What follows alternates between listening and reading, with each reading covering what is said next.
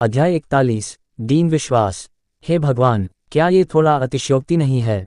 अगली सुबह जब आरव मेहरा ने अपने फ़ोन पर फेसबुक खोला तो उनका 3 साल पुराना आईफोन 6 आधिकारिक तौर पर रिटायर हो गया।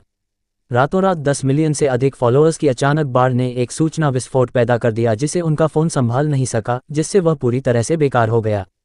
कितनी बुरी किस्मत, आरव मेहरा बड़बड़ाया। सुबह सुबह फ़ोन टूटने से कोई भी परेशान हो जाएगा, भले ही उनके दराज में 10 नए आईफोन 11 रखे हों। सौभाग्य से सिम कार्ड नहीं जला। आरव मेहरा ने एक नया फ़ोन चालू किया। उन्हें यकीन नहीं था कि पूजा कपूर ने इसके साथ कुछ किया था, लेकिन उनके सभी सामान्य ऐप पहले से ही होम स्क्रीन पर थे। बस सिम कार्ड डालने पर ही वह इसका उपयोग कर सकते थे, जिससे नए प्रोग्राम इंस्टॉल करने में लगने वाला बहुत सारा समय बच गया। छोड़ो, मैं कंप्यूटर पर ही देख लूँगा। एक नए आईफोन 11 के साथ भी यह इतनी शक्तिशाली ट्रैफिक से बच नहीं पाएगा, लेकिन उनका कंप्यूटर एक सुपर कंप्यूटर था, इस जानकारी को संभालने में केवल कुछ मिनट लगेंगे। निश्चित रूप से जब उन्होंने कंप्यूटर पर फेसबुक खोला तो लैग का कोई संकेत नहीं था। अपनी प्रोफाइल तस्वीर पर क्लिक करते हुए आरव मेहरा के फॉलोअर्स की संख्या आश्चर्यजनक रूप से 10.91 मिलियन तक पहुंच गई थी, और यह सिर्फ रातों रात था। उनके गिवअवे पोस्ट के नीचे की टिप्पणियां भी 100,000 से अधिक हो गई थीं, हालांकि उनमें से अधिकांश केवल व्यर्थ की बातें और इमोजी थे। उनके डायरेक्ट मैसेज भी फट गए थे। हालांकि यह 999 जोड़ के रूप में दिखाया गया था, लेकिन वास्तविक सामग्री बिना किसी अतिशयोक्ति के कुछ और शून्य जोड़ सकती थी। उन्होंने बेतरतीब ढंग से एक डायरेक्ट मैसेज पर क्लिक किया और यह संपर्क जानकारी और नीचे एक सेल्फी के साथ एक प्रतिबंधित फोटो निकला। यह व्यावहारिक रूप से एक स्पष्ट हुकअप निमंत्रण था। निधि, अगली बार मेरे लिए इस तरह के संदेशों को फिल्टर करना। मुझे चिंता है कि अगर मैंने बहुत अधिक देखा तो मेरी आंखें जल जाएंगी। आरव मेहरा ने कहा। ओह, लेकिन होस्ट का दिल मुझे बताता है कि आप इसका आनंद ले रहे हैं। क्या आप चाहते हैं कि मैं उन्हें हटा दूं? चुप रहो, आरव मेहरा ने गुस्से से कहा, तुम बहुत ज़्यादा जानती हो। बस वही करो जो मैं कहता हूँ। अचानक उन्हें याद आया कि कपिल शर्मा ने कल रात क्या उल्लेख किया था। दरअसल लाखों फॉलोअर्स वाले ब्लॉगर के रूप में किसी प्रकार का शीर्षक न होना थोड़ा अजीब लग रहा था। आरव मेहरा के पास अनगिनत कंपनियां थीं, इसलिए उनमें से किसी एक को लापरवाही से सूचीबद्ध करना कोई मुद्दा नहीं था। लेकिन इससे वह अलग नहीं दिखते। अगर उन्हें फेसबुक पर वेरीफाइड होना था तो ये सबसे आकर्षक सर्टिफिकेशन होना चाहिए। एक आदमी टूटा हुआ या बदसूरत हो सकता है, लेकिन उसे अद्वितीय होना चाहिए। अन्यथा उसमें और नमकीन मछली में क्या अंतर है? चूंकि वह सुंदर और अमीर दोनों थे, तो क्या इसे थोड़ा दिखावा न करना शर्म की बात नहीं होगी? निधि, क्या मेरे पास कोई प्रभावशाली अद्भुत कंपनी है जिसका नाम सुनते ही लोगों के रोंगटे खड़े हो जाएं? आरव मेहरा ने घमंड से पूछा। होस्ट, आपके पास संयुक्त राज्य अमेरिका में वाइगू कंपनी का 51% हिस्सा है और आप व्यावहारिक रूप से उनके वास्तविक अध्यक्ष हैं। मुझे लगता है कि यह बहुत अच्छा है। कोई आश्चर्य नहीं। आईफोन 11 अभी तक आधिकारिक तौर पर लॉन्च नहीं हुआ है, लेकिन मेरे दराज में पहले से ही कई इकाइयां हैं। तो मैं सबसे बड़ा शेयरधारक हूं। आरव मेहरा ने आखिरकार उस भ्रम को सुलझा लिया जो उन्हें पहले हुआ था। नहीं, ये बहुत सांसारिक है। ये सिर्फ साबित करता है कि मेरे पास पैसा है, कुछ और दिखावटी शायद। आरव मेहरा ने फिर पूछा। ठीक है होस्ट, यदि आप और अधिक दिखावटी हैं तो मुझे लगता है कि आपको अपने स्वयं के अंतर्राष्ट्रीय निजी मनोरोग अस्पताल की जांच करनी चाहिए। क्या बकवास है, मेरे पास ऐसा कुछ भी है। आरव मेहरा हंसी से फूट पड़ा। उनकी संपत्ति वास्तव में विभिन्न क्षेत्रों में फैली हुई थी, यहाँ तक कि मनोरोग अस्पताल भी। क्या इससे वह मनोरोग अस्पताल के डीन नहीं बन गए? हाँ, बस उसी का उपयोग करें। आरव मेहरा को अचानक एक विचार आया और उन्होंने सोचा, केवल पैसा होना पर्याप्त दिलचस्प नहीं था। जल्दी करो, मुझे सबूत सामग्री भेजो। आरव मेहरा ने तुरंत बड़ी सावधानी से वेरिफिकेशन एप्लीकेशन भर दिया। जब फेसबुक के कर्मचारी सभी प्रकार के व्यवसाय को संभालने में व्यस्त थे, तभी तकनीशियनों को एक विशेष रूप से अजीब एप्लीकेशन मिला। Indira Gandhi international psychiatric hospital के दीन विश्वास। इस अस्पताल को याद रखें, क्या ये व्यक्ति हमसे मजाक कर रहा है? मैंने इस अस्पताल के बारे में कभी नहीं सुना। काम के बोझ के कारण पहले से ही खराब मूड में चल रहे तकनीशियन को यह एप्लीकेशन आग में ईंधन की तरह लगा। रुको, ऐसा मत कहो, यह अस्पताल वास्तव में मौजूद है। एक सहकर्मी ने अपना कंप्यूटर घुमाया। अस्पताल भारत और रूस की सीमा पर स्थापित है, जो मनोरोग संबंधी विकारों में विशेषज्ञता रखता है। उनका कहना है कि यह निजी तौर पर वित्त पोषित है और उपचार उपकरण बहुत महंगे हैं। और अस्पताल का कानूनी प्रतिनिधि कौन है? खुद जांच करो। क्या एप्लीकेशन के लिए सबूत अपलोड करने की आवश्यकता नहीं थी? कर्मचारियों ने अचानक आवेदक को देखा। क्या यह मिस्टर राकेश नहीं है? क्या तुम उन्हें जानते हो? कौन नहीं जानता? पिछले कुछ दिनों की सुर्खियां उन्हीं के बारे में हैं। क्या आपको कल प्रिंसिपल शर्मा के साथ कार गिवअवे याद है? वह वही थे। वाह, इतना पैसा होने पर क्या उन्हें किसी निगम का अध्यक्ष नहीं होना चाहिए? अविश्वसनीय। उन्होंने एप्लीकेशन सामग्री पर क्लिक किया, लेकिन सभी के आश्चर्य के लिए जांच करने के बाद सभी सामग्री वास्तविक और वैध निकली। अस्पताल का मूल कानूनी प्रतिनिधि विजय मेहरा नाम का कोई व्यक्ति था, जिसे हाल ही में आरव मेहरा के नाम पर स्थानांतरित किया गया था। तो अमीर लोग इन दिनों ऐसे खेलते हैं। क्या आपको लगता है कि अमीर लोग बहुत खुश हैं? आप गलत हैं। आप उनकी खुशी की कल्पना भी नहीं कर सकते। तो हमें क्या करना चाहिए? और क्या इसे मंजूरी दें? सभी दस्तावेज क्रम में हैं। आधे घंटे बाद आरव मेहरा के फेसबुक अवतार के नीचे एक सुनहरा फेसबुक वेरिफिकेशन दिखाई दिया। Aarav Mehra, Indira Gandhi international psychiatric hospital के डीन विश्वास। मिस्टर राकेश, क्या आप मासेराती के शेयरधारक नहीं थे? आप अचानक मनोरोग अस्पताल के डीन कैसे बन गए? हा, मिस्टर राकेश, आप क्या कर रहे हैं? क्या आप हमें हंसा हंसा कर पागल करना चाहते हैं और फिर अपना कुछ व्यवसाय प्राप्त करना चाहते हैं? बहुत बढ़िया। अब से मिस्टर राकेश को एक नए शीर्षक की आवश्यकता है। पहले प्रिंसिपल शर्मा थे और अब डीन विश्वास हैं। ये चाल 101 अंक की हकदार है। क्या तुम बता नहीं सकते? क्या तुम्हें लगता है कि मिस्टर राकेश सिर्फ मजाक कर रहे हैं? नहीं, तुम गलत हो। मिस्टर राकेश साबित कर रहे हैं कि उनका साम्राज्य विभिन्न क्षेत्रों में फैला हुआ है। ऐसी कोई चीज़ नहीं है जिसके बारे में हम सोच सकते हैं जो उनके पास नहीं है। अद्वितीयता के मामले में आपको सलाम। कपिल शर्मा ने एक टिप्पणी छोड़ी और चुपचाप अंगूठा दिखाया। ठीक है दोस्तों, अटकलें लगाना बंद करो। मुझे निर्देशक या अध्यक्ष जैसे शीर्षक थोड़े उबाऊ लगते हैं। यह मेरी जीवन शैली का बयान है। मैं वही हूं जो मैं हूं, एक अनोखी चिंगारी। आरव मेहरा ने एक फेसबुक पोस्ट अपडेट किया। हा, डीन विश्वास काफ़ी दिखावटी है। डीन, मेरी एक सहपाठी है जिसे मानसिक बीमारी है। वह पूछ रही है कि आप परिणाम कब घोषित कर रहे हैं? डीन, क्या मनोरोग अस्पताल को कर्मचारियों की आवश्यकता है? मैंने अभी बिरला मेडिकल यूनिवर्सिटी से मनोचिकित्सा में पीएचडी की है। जान, मेरे लिए ड्रॉ करो। ठीक है, कुछ दिनों में यूनिवर्सिटी के उत्सव के लिए तैयार होने का समय आ गया है। आरव मेहरा ने फेसबुक बंद कर दिया। निधि, मेरे लिए एक भाषण का मसौदा तैयार करो ताकि मैं इसे जल्दी से याद कर सकूं। अध्याय 42, पिछले दरवाजे से जाना। उफ, ये गेम उबाऊ होता जा रहा है, हमेशा सब पर हावी रहता है। आरव मेहरा ने जम्हाई ली और एक लोकप्रिय मोबाइल गेम बंद कर दिया। हालांकि मोबाइल गेम्स में पीसी गेम्स की तुलना में हार्डवेयर की आवश्यकताएं कम थीं, लेकिन उनकी पैसे जलाने की क्षमता किसी भी तरह से कम नहीं थी, जिसमें सैकड़ों के लगातार शुल्क ने अधिकांश लोगों को पीछे हटने पर मजबूर कर दिया। आरव मेहरा ने कई मोबाइल गेम खेले थे, लेकिन उन्होंने सबसे अधिक $6 का पहली बार शुल्क खर्च किया था। अब हालांकि वह आसानी से ₹648 के रिचार्ज के साथ पागल हो सकते थे, सिर्फ एक वीआईपी है ना, वह इसे आपके लिए आसानी से भर देंगे। आरव मेहरा ने एक दोपहर खेल में हजारों रुपये खर्च किए, यह उम्मीद करते हुए कि वह अपने लगातार बढ़ते मोबाइल फंड में आंकड़ों को थोड़ा कम करने के लिए थोड़ा और खर्च करेंगे, लेकिन उन हजारों ने केवल उन्हें एक उबाऊ दोपहर बिताने में मदद की। जब वह ऊब महसूस कर रहे थे, तभी उनके रूममेट राहुल रॉय का फ़ोन आया। उन्हें हाल ही में कंपनी तैयार करने में व्यस्त होना चाहिए था, लेकिन फिर भी उन्हें फ़ोन करने का समय मिल गया। क्या ऐसा हो सकता है कि उनके पास फंड खत्म हो गया हो? नमस्ते बॉस राहुल, आपको मुझे फ़ोन करने का समय कैसे मिला? आरव मेहरा ने चिढ़ाया। पुराने आरव, क्या वह इंटरनेट सनसनी बड़ा टाइकून तुम हो? कॉल कनेक्ट होते ही राहुल रॉय सीधे मुद्दे पर आ गए। वे कभी कभी फेसबुक ब्राउज करते थे। हाल ही में मिस्टर राकेश के नाम से जाने जाने वाले किसी व्यक्ति ने इंटरनेट पर तूफान ला दिया था। अब भी एक पुराने स्कूल के फ़ोन पर ब्राउज करने से इसका पता चल जाएगा। अन्य लोग आरव मेहरा के थोड़े बदले हुए रूप को नहीं पहचान सके, लेकिन राहुल रॉय, जिन्होंने हाल ही में उनके साथ भोजन किया था, पहचान सकते थे। हालांकि फोटो थोड़ी धुंधली थी, लेकिन इसने आरव मेहरा के रूप की कुछ विशेषताओं को धुंधला दिखाया। राहुल रॉय शुरू में अनिश्चित थे, लेकिन जब इस व्यक्ति ने अपना फेसबुक दिखाया तो ये लगभग पुष्टि हो गई, जिससे उन्होंने पुष्टि करने के लिए फ़ोन किया। हाँ, वह मैं हूँ, आरव मेहरा ने खुलकर कबूल किया। तुम अविश्वसनीय हो। लगभग निश्चित होने के बावजूद आरव मेहरा को यह स्वीकार करते हुए सुनकर राहुल रॉय के रोंगटे खड़े हो गए। राहुल रॉय जानते थे कि आरव मेहरा को परिवार की संपत्ति का एक बड़ा हिस्सा विरासत में मिला है।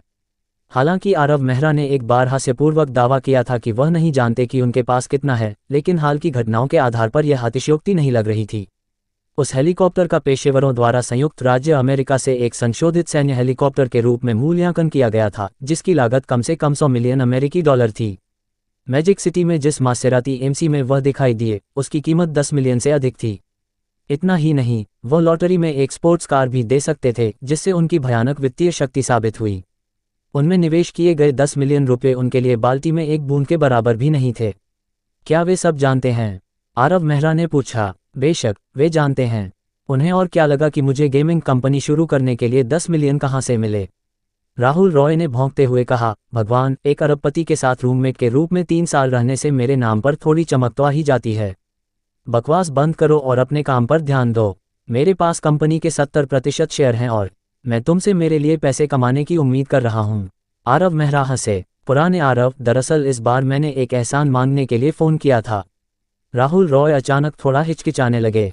क्या बात है? इधर उधर की बातें मत करो, हम दोस्त हैं, है ना? यह मैं नहीं हूँ, ये देव नायक है। पुराने देव? उसे क्या हुआ? देव की लंबे समय की गर्लफ्रेंड याद है? वह लड़की, ईशा सिंह। ओह, मुझे पता है। देव नायक की गर्लफ्रेंड चंडीगढ़ में कॉलेज में पढ़ रही थी, वे हाई स्कूल से साथ थे। ईशा सिंह ने एक बार स्कूल में देव नायक का दौरा किया था और उन्होंने उन्हें भोजन भी कराया था। उन्हें ईशा सिंह छोटी और प्यारी, थोड़ी डरपोक और शर्मीली याद थी, लेकिन बहुत अच्छी लड़की। कम से कम जिस तरह से वह देव नायक को देखती थी, उससे आप गहरा स्नेह देख सकते थे। पहेलियां बोलना बंद करो, क्या स्थिति है? आरव मेहरा ने जोर दिया। यह उसकी सास है। राहुल रॉय ने आह भरी। तुम जानते हो, देव के माता पिता एक छोटी फैक्ट्री में काम करते हैं। उनका परिवार अच्छी तरह से नहीं है और उन्होंने उसे कॉलेज भेजने के लिए अपनी बचत खत्म कर दी है। इंटर्नशिप की तलाश करने का समय आ गया है और ईशा सिंह ने देव को अपने माता पिता से मिलवाया। बाकी सब ठीक है, सिवाय इसके कि उन्हें उम्मीद है कि देव दिल्ली सिटी में एक घर खरीद सकता है, लेकिन आप यहाँ के घरों की कीमतों से अवगत हैं। तो क्या हुआ? उनके माता पिता निश्चित रूप से असहमत थे। ईशा सिंह का परिवार भी सिर्फ कामकाजी वर्ग का है। उन्हें उम्मीद है कि ईशा सिंह को बेहतर परिस्थितियों वाला बॉयफ्रेंड मिल सकता है, इसलिए वे चाहते हैं कि वह देव नायक से ब्रेकअप कर ले, लेकिन वे मना कर रहे हैं। यार, दुनिया गड़बड़ है। तुम जानते हो, डेटिंग और शादी करना इतना आसान हुआ करता था।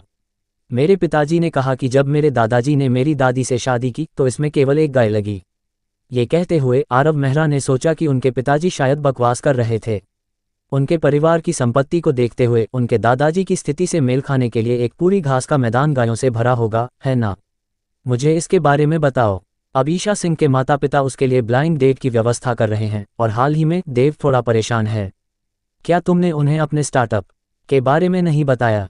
आरव मेहरा ने पूछा। हमने बताया, लेकिन हमने उस पैसे को काम पर रखने, जगहों और सर्वरों में निवेश किया जो कंपनी का पैसा है, हमारा नहीं। उनके माता पिता ने कहा कि कई युवा स्टार्टअप की कोशिश करते हैं, लेकिन कितने सफल होते हैं? उनके माता पिता वास्तव में सीधे हैं। आरव मेहरा हंसे। ऐसा कोई तरीका नहीं है कि उनके भाई अपना जीवन साधारण तरीके से जिएंगे, है ना? वैसे, ईशा सिंह के माता पिता अगले शुक्रवार को एक ब्लाइंड डेट के लिए मजबूर कर रहे हैं। दूसरा पक्ष एक बड़ी कंपनी में सेल्स मैनेजर है, काफी युवा भी है, एक मजबूत प्रतियोगी है, और देव ने सुना है कि उस लड़के की ईशा सिंह में थोड़ी दिलचस्पी है। राहुल रॉय ने चिंतित होकर कहा, देव को आराम करने के लिए कहो, मैंने इसे संभाल लिया है। इसे मुझ पर छोड़ दो, उसे उस दिन ईशा सिंह का पीछा करने के लिए कहो। आरव मेहरा के पास पहले से ही एक योजना थी। ठीक है, आपके आश्वासन से मुझे राहत मिली है। हालांकि वह नहीं जानते थे कि आरव मेहरा क्या योजना बना रहे हैं, लेकिन उनका आत्मविश्वास देखकर राहुल रॉय को आधी राहत मिली। ओह, एक और बात है, लेकिन यह मेरी समस्या है। राहुल रॉय की आवाज़ अचानक शरारती हो गई। क्या तुम्हारी गर्लफ्रेंड की माँ भी उस पर ब्लाइंड डेट के लिए दबाव डाल रही है? कोई रास्ता नहीं। तुम जानते हो कि मैं हमेशा से सिंगल रहा हूँ, लेकिन इसका गर्लफ्रेंड खोजने से संबंध है। ओह, बताओ। पुराने आरव, ही, क्या तुमने हाल ही में एक लॉटरी नहीं चलाई थी? मैंने सुना है कि भव्य पुरस्कार एक लैम्बोर्गिनी गैलाडो है। क्या तुम मेरे लिए कुछ जुगाड़ कर सकते हो? इसका गर्लफ्रेंड खोजने से क्या संबंध है? आरव मेहरा ने पूछा। सब कुछ। अगर मेरे पास एक स्पोर्ट्स कार होती तो गर्लफ्रेंड ढूंढना कोई मुद्दा नहीं होता, है ना? देखो, हम 3 साल से रूममेट हैं। मैंने तुमसे कई बार पैसे उधार लिए हैं। एक बार जब तुम्हें बुखार था तो मैं तुम्हें दवा खरीदने के लिए बारिश में बाहर गया था। क्या अब थोड़ी मदद मिलना उचित नहीं है? राहुल रॉय ने भावनात्मक और तार्किक रूप से अपील की, लगभग खुद से प्रभावित हो गए। यह उचित है। आरव मेहरा शरारत से मुस्कुराए। मेरे पास तुम्हारे लिए कुछ बेहतर है। चाहिए। तुम मुझे क्या दे रहे हो? मुझे मत बताओ कि यह तुम्हारी मासेराती स्पोर्ट्स कार है। हाँ, पुराने आरव, तुम बहुत उदार हो। राहुल रॉय मदद नहीं कर सके, लेकिन उत्साह से अपने हाथ रगड़ने लगे। तुम्हारे लिए एक शब्द है, भागो। कार चाहिए। कुछ और बार कुत्ते की गंदगी में कदम रखो, शायद तुम इसे जीत जाओगे। पैसा और दोस्त अलग हैं, यहाँ कोई पक्षपात नहीं है। अध्याय 43, नायक की सुंदरता मौत है। आरव मेहरा ने अंततः राहुल रॉय के लिए कोई पिछला दरवाजा नहीं खोला। अच्छे रिश्ते एक बात थे, सिद्धांत के मामले दूसरी बात थे। वैसे भी उनकी क्षमताओं के साथ आरव मेहरा के निवेश के साथ एक अच्छी संपत्ति होना सिर्फ समय की बात थी। पुराने देव के मुद्दों को अभी भी सावधानीपूर्वक योजना बनाने की आवश्यकता है, आरव मेहरा ने सोचा। उनके छात्रावास में 4 लोगों में से देव नायक सबसे ईमानदार थे, लेकिन इस समाज में ईमानदार होना हमेशा अच्छी बात नहीं थी। अक्सर ईमानदार लोग ही उत्पीड़ित होते थे।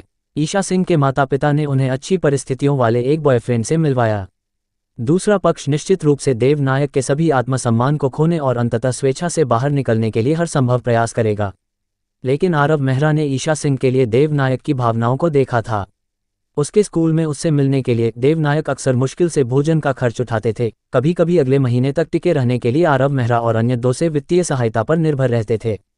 बेशक ईशा सिंह एक अच्छी लड़की थी, अन्यथा आरव मेहरा उसकी मदद करने की जहमत नहीं उठाते। वह देव नायक के साथ जियांग युआन जैसी घटना नहीं चाहते थे। देव नायक के व्यक्तित्व के साथ वह शायद ऐसे झटके को संभाल नहीं सकते थे। छोटी पूजा, मेरी कुछ मदद करो। आरव मेहरा ने पूजा कपूर को बुलाया और अपनी योजना को विस्तार से समझाया। चूंकि ईशा सिंह के माता पिता देव नायक के लिए मुश्किलें खड़ी करना चाहते थे, इसलिए उन्हें उसे चमकाना था और उस प्रतियोगी को कड़ी टक्कर देनी थी। कोई भी उनके भाई की महिला को नहीं छीन सकता था। ठीक है युवा मालिक, मैं इसे तुरंत करवा दूंगी और सब कुछ अगले बुधवार तक व्यवस्थित हो जाएगा। धन्यवाद। पूजा कपूर के आश्वासन से आरव मेहरा को राहत मिली। तब तक ईशा सिंह के माता पिता और वह तथाकथित होनहार युवा स्तब्ध रह जाएंगे। वैसे लगभग 8 बजे हैं, ड्रॉ जल्द ही होना चाहिए। आरव मेहरा ने अपने फेसबुक में लॉग इन किया, जहां उनकी लॉटरी पोस्ट ने टिप्पणियों की बाढ़ को आकर्षित किया था। 500 फोन, एक स्पोर्ट्स कार जिसकी कुल कीमत 10 मिलियन रुपये से अधिक है। 10 मिलियन से अधिक लोग इन भव्य पुरस्कारों पर नजर गड़ाए हुए थे। हालांकि इतनी अच्छी किस्मत की संभावना बहुत कम थी, लेकिन लोगों को हमेशा उम्मीद की एक किरण रहती थी कि शायद पाई उन पर गिर जाएगी। रात 8 बजे लाखों लोग अपने कंप्यूटर के पास बैठे थे। आरव मेहरा ने स्वचालित लॉटरी प्रणाली खोली और स्टार्ट बटन दबाया। तुरंत विजेताओं की सूची में फेसबुक आईडी की एक सूची दिखाई दी। वाह, मैं जीत गया, हा हा हा। घर पर अपने कंप्यूटर के सामने एक युवक ने सुअर के वध की तरह चीख भरी हंसी निकाली। हालांकि यह सिर्फ एक आईफोन 11 था। 10 मिलियन से अधिक लोगों ने भाग लिया था। 500 विजेताओं में से एक होना काफी भाग्य की बात थी। ये सब शोर किस बारे में है? क्या तुम्हें पैसे मिले? कमरे के बाहर से एक मध्यम आयु वर्ग की महिला की आवाज आई। ... जैसा कि कहावत है, कुछ के लिए खुशी और दूसरों के लिए दुख है। जो जीते उन्होंने हर जगह बात फैलाई, डींग मारी, जबकि जो नहीं जीते उन्होंने लंबे चेहरे बनाए। भले ही अधिकांश लोग नहीं जीते, उन्होंने शुरुआत में ज्यादा उम्मीद नहीं की थी, लेकिन भाग्यशाली लोगों को देखकर थोड़ी ईर्ष्या जरूर हुई। आखिरकार मनुष्यों का सार नींबू का सार है। मैंने 127 फेसबुक लॉटरी में भाग लिया है और कुछ भी नहीं जीता है। क्या मैं लॉटरी निवारक हूँ? ऊपर के दोस्त, तुम सिर्फ 127 कोशिशों में डींग मार रहे हो। मैंने 300 से अधिक बार कोशिश की है और नहीं जीता। क्या मैंने कुछ कहा है? तुम दोनों नौसिखिए, मैंने सभी आकार की 500 से अधिक लॉटरी में प्रवेश किया है और एक ड्रिंक कैप पर फिर से कोशिश करें भी नहीं जीता है। क्या तुम दोनों चुप रह सकते हो? ... हा हा हा। आरव मेहरा, मैंने तुम्हारा फोन जीत लिया। साक्षी ने एक स्क्रीनशॉट भेजा। उत्तेजित होने के लिए क्या है? तुम्हारी स्थिति के साथ एक आईफोन 11 खरीदना कोई बड़ी बात नहीं है। आरव मेहरा ने जवाब दिया, ये जानते हुए कि लाखों फॉलोअर्स वाले शीर्ष स्तर के प्रभावशाली लोगों की वार्षिक प्लेटफॉर्म अनुबंध फीस 7 अंकों या उससे अधिक में होती है। यह एक जैसा नहीं है। साक्षी ने एक आत्मसंतुष्ट स्टिकर भेजा। मैंने इसे अपनी कुशलता से जीता है। क्या मैं थोड़ा दिखावा नहीं कर सकती? मैं एक भाग्यशाली आकर्षण हूँ और शायद मैं भविष्य में तुम्हारे द्वारा निकाले जाने वाले किसी भी चीज को जीत जाऊंगी। अगर ऐसा है तो मैं तुम्हें अपने भाग्यशाली सितारे के रूप में रख सकता हूँ। आरव मेहरा ने चिढ़ाया। मुझे सिर्फ कोई भी नहीं रख सकता। साक्षी ने मुंह फुलाया। वह आरव मेहरा की कभी कभी अपमानजनक टिप्पणियों के प्रति प्रतिरक्षित हो गई थीं। सभी 500 भाग्यशाली विजेताओं की घोषणा की जा चुकी थी। अगला लैम्बोर्गिनी गैलार्डो था, वह कार जिसने लाखों लोगों को ईर्ष्या दिलाई। इसे जीतने पर, भले ही चलाया न जाए, लगभग 5 मिलियन रुपये में बेचा जा सकता था, एक ऐसी राशि जिसे अधिकांश लोग जीवन भर में जमा नहीं कर सकते थे। अभिनव एक संघर्षरत ऑनलाइन लेखक थे जो प्रतिदिन नीरस लेखन कार्य में लगे रहते थे। 9 से 10 की पीसना उनकी जीवन शैली बन गई थी।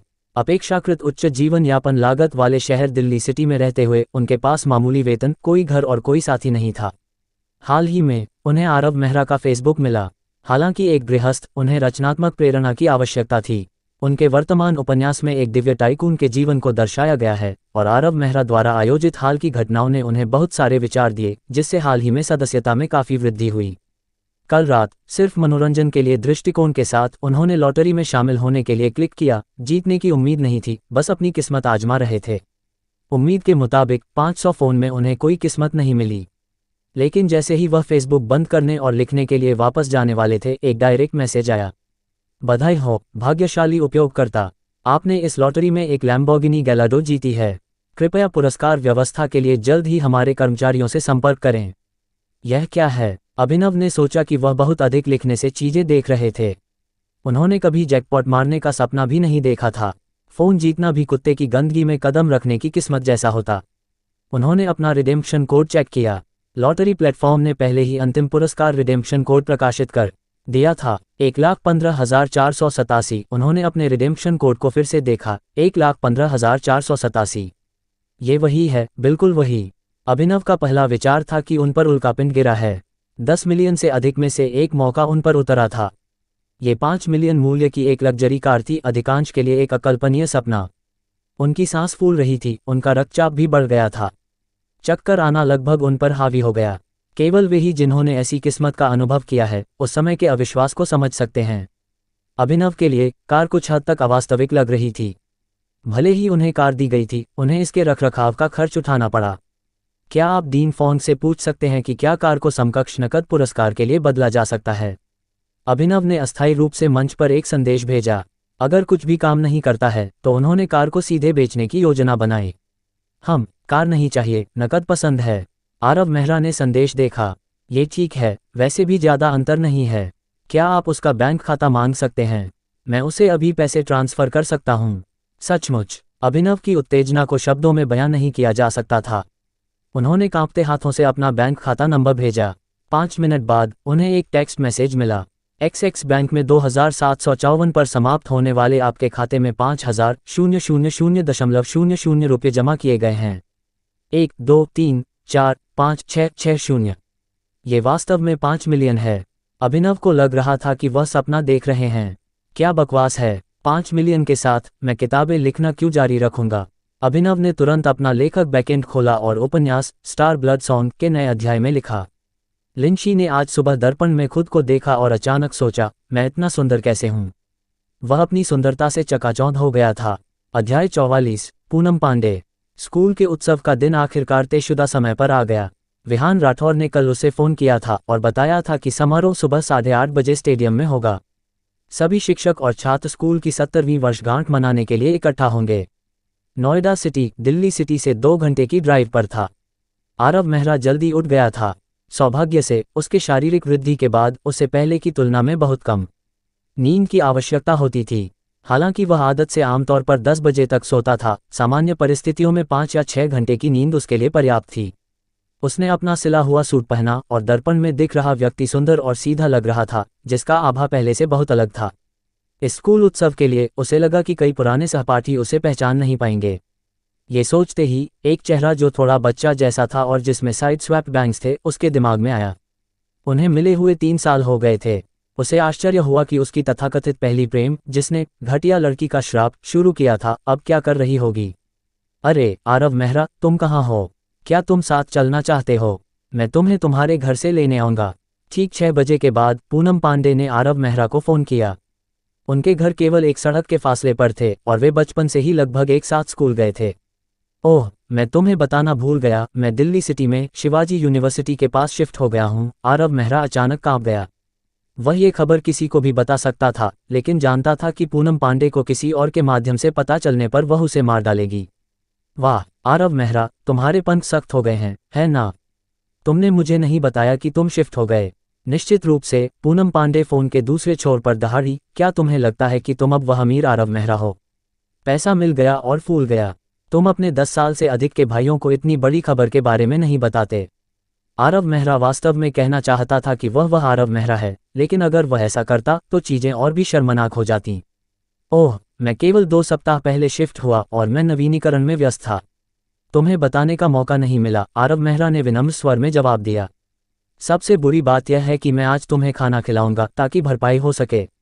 तुम जो चाहो चुन सकते हो, क्या ये पर्याप्त है? ठीक है, तुमने कहा, बाद में गरीब मत रोना। पूनम पांडे का स्वर अभी भी कठोर था। वैसे, क्या तुम अभी भी दिल्ली सिटी में हो? जब वे काम की बात पर आए, तो पूनम पांडे का स्वर बहुत नर्म हो गया। हाँ, मैं बस निकलने की योजना बना रहा था। क्या तुम गंभीर हो? ट्रेन से 1 घंटे से अधिक समय लगता है और तुम सड़क पर बहुत समय बर्बाद करोगे। जब तक तुम पहुंचोगे तब तक आधा उत्सव समाप्त हो जाएगा। कोई चिंता नहीं, मैं खुद गाड़ी चला रहा हूँ। इतना समय नहीं लगेगा, स्कूल पहुंचने में ज़्यादा से ज़्यादा 2 घंटे लगेंगे। रुको, क्या तुम्हारे परिवार ने कार खरीदी है? कोई आश्चर्य नहीं कि तुम संपत्ति की उच्च कीमतों के बावजूद दिल्ली सिटी में शिफ्ट हो गए। क्या तुम्हारा परिवार अमीर हो गया? उनके दोनों माता पिता अच्छे दोस्त थे और पूनम पांडे को आरव मेहरा के परिवार की स्थिति की सामान्य जानकारी थी। गरीब नहीं होने के बावजूद उनके पास कभी भी ज़्यादा अतिरिक्त पैसा नहीं था। थोड़ा सा, आरव मेहरा ने राहत की सांस ली। ऐसा लग रहा था कि पूनम पांडे को अभी तक नहीं पता था कि वह ऑनलाइन हलचल मचाने वाला डीन आरव है, जिसने उसे अभी के लिए थोड़ी परेशानी से बचा लिया। तो जल्दी करो, सड़क पर सावधान रहना। मैं आज रात तुम्हारे खाने का इंतजार कर रही हूँ। पूनम पांडे ने संतुष्टि के साथ फोन काट दिया। उसके लिए आरव मेहरा से पैसे ऐंठना जीवन के सबसे बड़े सुखों में से एक था। ये परेशान करने वाली बहन। आरव मेहरा असहाय होकर मुस्कुराया। वर्षों से उसका व्यक्तित्व थोड़ा भी नहीं बदला था। पूनम पांडे वास्तव में एक बहुत सुंदर लड़की थी, जो 168 सेमी की देवी जैसी ऊंचाई पर खड़ी थी और उसका फिगर बहुत अच्छा था। लेकिन शायद इसलिए कि वे एक साथ खेलते हुए बड़े हुए, उनका रिश्ता अधिक पारिवारिक था। फिर भी जब वे एक साथ बाहर जाते थे तो कई लोग सोचते थे कि वे एक जोड़ा हैं। दूसरों के सामने वह काफ़ी अलग थलग थी, लेकिन आरव मेहरा के सामने उसने अपना असली रूप दिखाया। तेज तर्रार, थोड़ा गंदा दिमाग और यहाँ तक कि लोगों को मारना भी पसंद था, हालांकि ज़्यादा ताकत के बिना। कॉलेज प्रवेश परीक्षा के दौरान पूनम पांडे ने बहुत अच्छा प्रदर्शन नहीं किया, केवल एक साधारण दूसरे स्तर के कॉलेज में जगह बनाई। हालांकि चूंकि ये दिल्ली सिटी में भी था, इसलिए वे कभी कभी भोजन के लिए मिलते थे। आरव मेहरा ने जब रिया वर्मा को डेट करना शुरू किया तो उसने जानबूझकर पूनम पांडे से कुछ दूरी बनाए रखी। एक बार उसने रिया वर्मा को पूनम पांडे से मिलवाया, शायद इसलिए कि लड़कियों को लोगों के बारे में सटीक अंतर्ज्ञान होता है। वापस जाते समय पूनम पांडे ने आरव मेहरा को सावधान रहने की चेतावनी दी। उस समय आरव मेहरा उस पर गुस्सा हो गया था। अब वापस सोचते हुए उसे उसके लिए काफ़ी खेद महसूस हुआ और यह ठीक से माफ़ी मांगने का सही अवसर था। आरव मेहरा इतना दिखावा करने का इरादा नहीं रखता था, लेकिन जब उसने अपने गराज में केवल अपोलो सूर्यदेव और एक सेवा गाड़ी देखी तो वह केवल आह भर सकता था, अगर मुझे पता होता तो मुझे 20 या 30 हज़ार की एक सामान्य कार खरीदनी चाहिए थी। जब गहरे बैंगनी रंग की कार राजमार्ग पर तेज गति से चली तो आरव मेहरा ने आखिरकार एक स्पोर्ट्स कार चलाने से संतुष्टि महसूस की। हालांकि वह केवल 100 किलोमीटर प्रति घंटे से थोड़ी अधिक गति से गाड़ी चला सकता था, लेकिन ये शहर के यातायात में रेंगने से कहीं बेहतर था। कई लोगों ने अपने फ़ोन निकाले, कार की तस्वीर लेना चाहते थे, लेकिन विशेष कांच के कारण आरव मेहरा बाहर सब कुछ देख सकता था, जबकि बाहर वाले केवल अंधेरा देख सकते थे। वे केवल इस शांत कार की तस्वीर ले सकते थे। नोएडा सिटी, हालांकि अद्वितीय तटीय संसाधनों से संपन्न था, बहुत विकसित नहीं था। इसमें बड़े उद्यमों की कमी थी, इसके बजाय अपेक्षाकृत संपन्न पर्यटन उद्योग पर निर्भर था, जिसमें छोटी आबादी थी, जो प्रांत के भीतर सबसे नीचे थी। नोएडा सिटी को दिल्ली सिटी से जोड़ने वाली लाइट रेल भी पिछले 2 वर्षों में ही बनाई गई थी। इससे पहले जब वह विश्वविद्यालय में पढ़ता था तो उसे 3 घंटे से अधिक समय तक बस से यात्रा करनी पड़ती थी। पहली बार खुद गाड़ी चलाना वास्तव में एक अच्छा अनुभव था। वह राहगीरों की ईर्ष्यालु नज़रों का आदी हो गया था, ये जानकर कि ऐसे दृश्य और भी आम हो जाएंगे। वाहन के शक्तिशाली प्रदर्शन पर झुकते हुए कार ने लगभग 120 किलोमीटर प्रति घंटे की गति बनाए रखी। राजमार्ग छोड़ने के बाद उसे गति कम करनी पड़ी, फिर भी वह 8 बजे के थोड़ा बाद नोएडा सेकंड हाई स्कूल पहुंच गया। स्कूल के गेट पर ज़्यादा लोग नहीं होने के बावजूद ये सभी प्रकार की कारों से भरा हुआ था। आज स्कूल के मुख्य खिलाड़ी मेहनती छात्र नहीं थे, बल्कि उत्सव में भाग लेने वाले पूर्व छात्र थे। केवल वे लोग जो काफ़ी अच्छा कर चुके थे उत्सव में भाग लेने की हिम्मत रखते थे, जो बाहर खड़ी कारों से स्पष्ट था। लगभग कोई भी आधा मिलियन से कम कीमत का नहीं था और लाखों मूल्य की कई लग्जरी कारें थीं। कुछ तो BMW i8 की तरह 200 मिलियन से अधिक की थीं, लेकिन आरव मेहरा के सूर्य देव की तुलना में उन्होंने तुरंत अपना आकर्षण खो दिया। बेशक कई युवा लोग जो कुछ साल पहले ही स्नातक हुए थे और अभी भी कॉलेज में पढ़ रहे थे, वे भी वहाँ थे। उनके विचार अपेक्षाकृत सरल थे, बिना ज़्यादा प्रतिस्पर्धा या दिखावा करने की इच्छा के। अधिकांश केवल अपने अल्मा मैटर का दौरा करना चाहते थे और अपने शिक्षकों को देखना चाहते थे। इस समय स्कूल का गेट काफ़ी खाली था। आरव मेहरा ने चुपचाप पाक किया, किसी का ध्यान आकर्षित करने से बचा और स्कूल में प्रवेश करने के लिए अपने पूर्व छात्र कार्ड का उपयोग किया। आरव मेहरा की कक्षा के 20 से अधिक लोग थे और स्कूल ने विशेष रूप से उनके उपयोग के लिए एक खाली कक्षा आरक्षित की थी। आरव मेहरा उनमें सबसे अंत में आने वाला लग रहा था। वहां सभी चेहरे परिचित थे। उसके करीबी सभी लोग मौजूद थे, सिवाय आदित्य सिंह के, जो कंपनी के मामलों में बहुत व्यस्त होने के कारण नहीं आ सके। ये कौन है? ऐसा लगता है कि यह हमारी कक्षा से नहीं है। कुछ लोग जो आरव मेहरा के करीबी नहीं थे, उसे तुरंत नहीं पहचान सके। आखिरकार उसके शरीर और रूप दोनों में काफी बदलाव आया था और एक अलग हेयर स्टाइल के साथ उसका पूरा आभा बदल गया था। यह मैं हूँ, आरव मेहरा। क्या केवल 3 साल और तुम मुझे? अध्याय 45, पहचान का खुलासा। आरव मेहरा को ये जानने के लिए मुड़ने की जरूरत नहीं थी कि कौन बोल रहा है। ये कहावत कि हर कक्षा में कोई ऐसा होता है जिसे हर कोई नापसंद करता है, बिना कारण नहीं है, और नरेश गुप्ता को सर्वसम्मति से उनकी कक्षा में उस व्यक्ति के रूप में स्वीकार किया गया था। नरेश गुप्ता 181 सेमी लंबा था और उसकी शक्ल में थोड़ी सी मोहकता थी। उसका परिवार अच्छी तरह से स्थापित था और कक्षा में उसके ग्रेड हमेशा शीर्ष पर होते थे। तार्किक रूप से उसके जैसा कोई व्यक्ति बहुत लोकप्रिय होगा, और वास्तव में वह था। हाई स्कूल में वापस उसने किसी अन्य कक्षा से जिस भी लड़की का पीछा किया, वह उतनी ही अच्छी थी जितनी की थैले में, और आज तक किसी ने भी उसे कभी असफल होते नहीं सुना है। लेकिन उसकी एक विशेष रूप से बुरी आदत थी, जो दिखावा करना था। जिन अधिकांश सहपाठियों ने स्कूल उत्सव में भाग नहीं लिया, उन्होंने ऐसा इसलिए किया क्योंकि उन्होंने सुना था कि वह वहां होगा। हाई स्कूल के दौरान हर परीक्षा के बाद नरेश गुप्ता दूसरों के साथ उत्तरों का मिलान करते हुए अपना खाली परीक्षण पत्र ले जाता था, चाहे वे इच्छुक हों या नहीं। अंत में कई लोगों ने खुद को ये जानकर तबाह पाया कि उन्होंने गलत उत्तर लिखे हैं, जिससे उनका प्रदर्शन उसके बाद प्रभावित हुआ। ये कहा गया था कि उसे हाल ही में टेंसेंट में एक इंटर्नशिप मिली है और जब तक वह स्नातक हो जाता है तब तक वह एक पूर्णकालिक कर्मचारी बन सकता है। इस प्रकार उसके पिताजी ने उसे एक BMW X7 से पुरस्कृत किया। अब उसके सोशल मीडिया पर उसने अपनी कार के हर कोण से तस्वीरें ली थीं। ईमानदारी से कहूं तो अगर यह सिर्फ इतना होता तो लोग उसे इतना नापसंद नहीं करते। ऐसा इसलिए था क्योंकि दिखावा करते समय वह दूसरों को नीचा दिखाना भी पसंद करता था, जो मुख्य कारण था कि लोगों को उसकी संगति पसंद नहीं थी। आरव मेहरा मुड़ा और उसने देखा कि नरेश गुप्ता ने चिकने बाल रखे हुए थे, एक महंगा अरमानी सूट पहना हुआ था और अभी भी उसी अभिमानी स्वभाव को धारण किए हुए था। क्या तुम वही नहीं हो? आरव मेहरा ने आधी मुस्कान दी। मैं तुम लोगों से अलग हूँ। नरेश गुप्ता ने वह मुस्कान दिखाई जो उसे आकर्षक लगी। मैं आज एक दाता अतिथि के रूप में भाग ले रहा हूँ। हालांकि यह ज्यादा नहीं है, फिर भी यह हमारे अल्मा मेटर में योगदान है ना? मैं तुम लोगों को समझता हूँ। आखिरकार तुम अभी भी पढ़ रहे हो और अभी तक पैसा नहीं कमा रहे हो। जब नरेश गुप्ता कॉलेज में था तो उसके माता पिता ने उसे निवेश के बारे में जानने के लिए कुछ पैसे दिए। उसने वित्त और प्रतिभूतियों में पढ़ाई की और उसका स्कूल भी काफी अच्छा था। अपने शिक्षकों के मार्गदर्शन में उसने वास्तव में 3 वर्षों में एक अच्छी खासी रकम बचाई, कम से कम एक नियमित कॉलेज छात्र के मानकों के अनुसार एक भाग्य। ईमानदारी से कहूं तो यदि आप उसकी दिखावा करने और दूसरों को नीचा दिखाने की आदत को अनदेखा कर देते हैं तो वह वास्तव में एक बहुत ही उत्कृष्ट व्यक्ति था। दुर्भाग्य से उसने काफी कुछ कष्टप्रद लक्षण जमा कर लिए थे। तुमने अपने कपड़े कहाँ से खरीदे? वे ठीक दिखते हैं, लेकिन उनमें ब्रांड लेबल भी क्यों नहीं है? क्या तुमने उन्हें लापरवाही से किसी सड़क के स्टॉल से खरीदा था?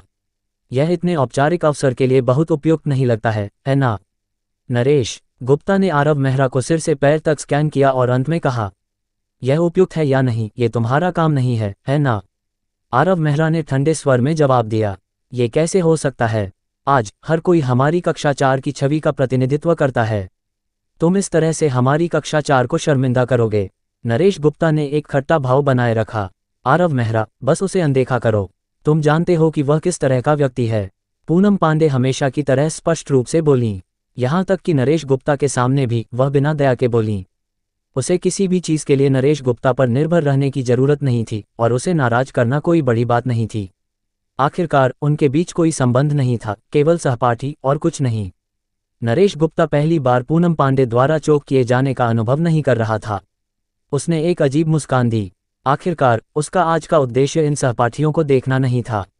अपनी वर्तमान उपलब्धियों का प्रदर्शन करना उसके उद्देश्यों को पूरा करने के लिए पर्याप्त था।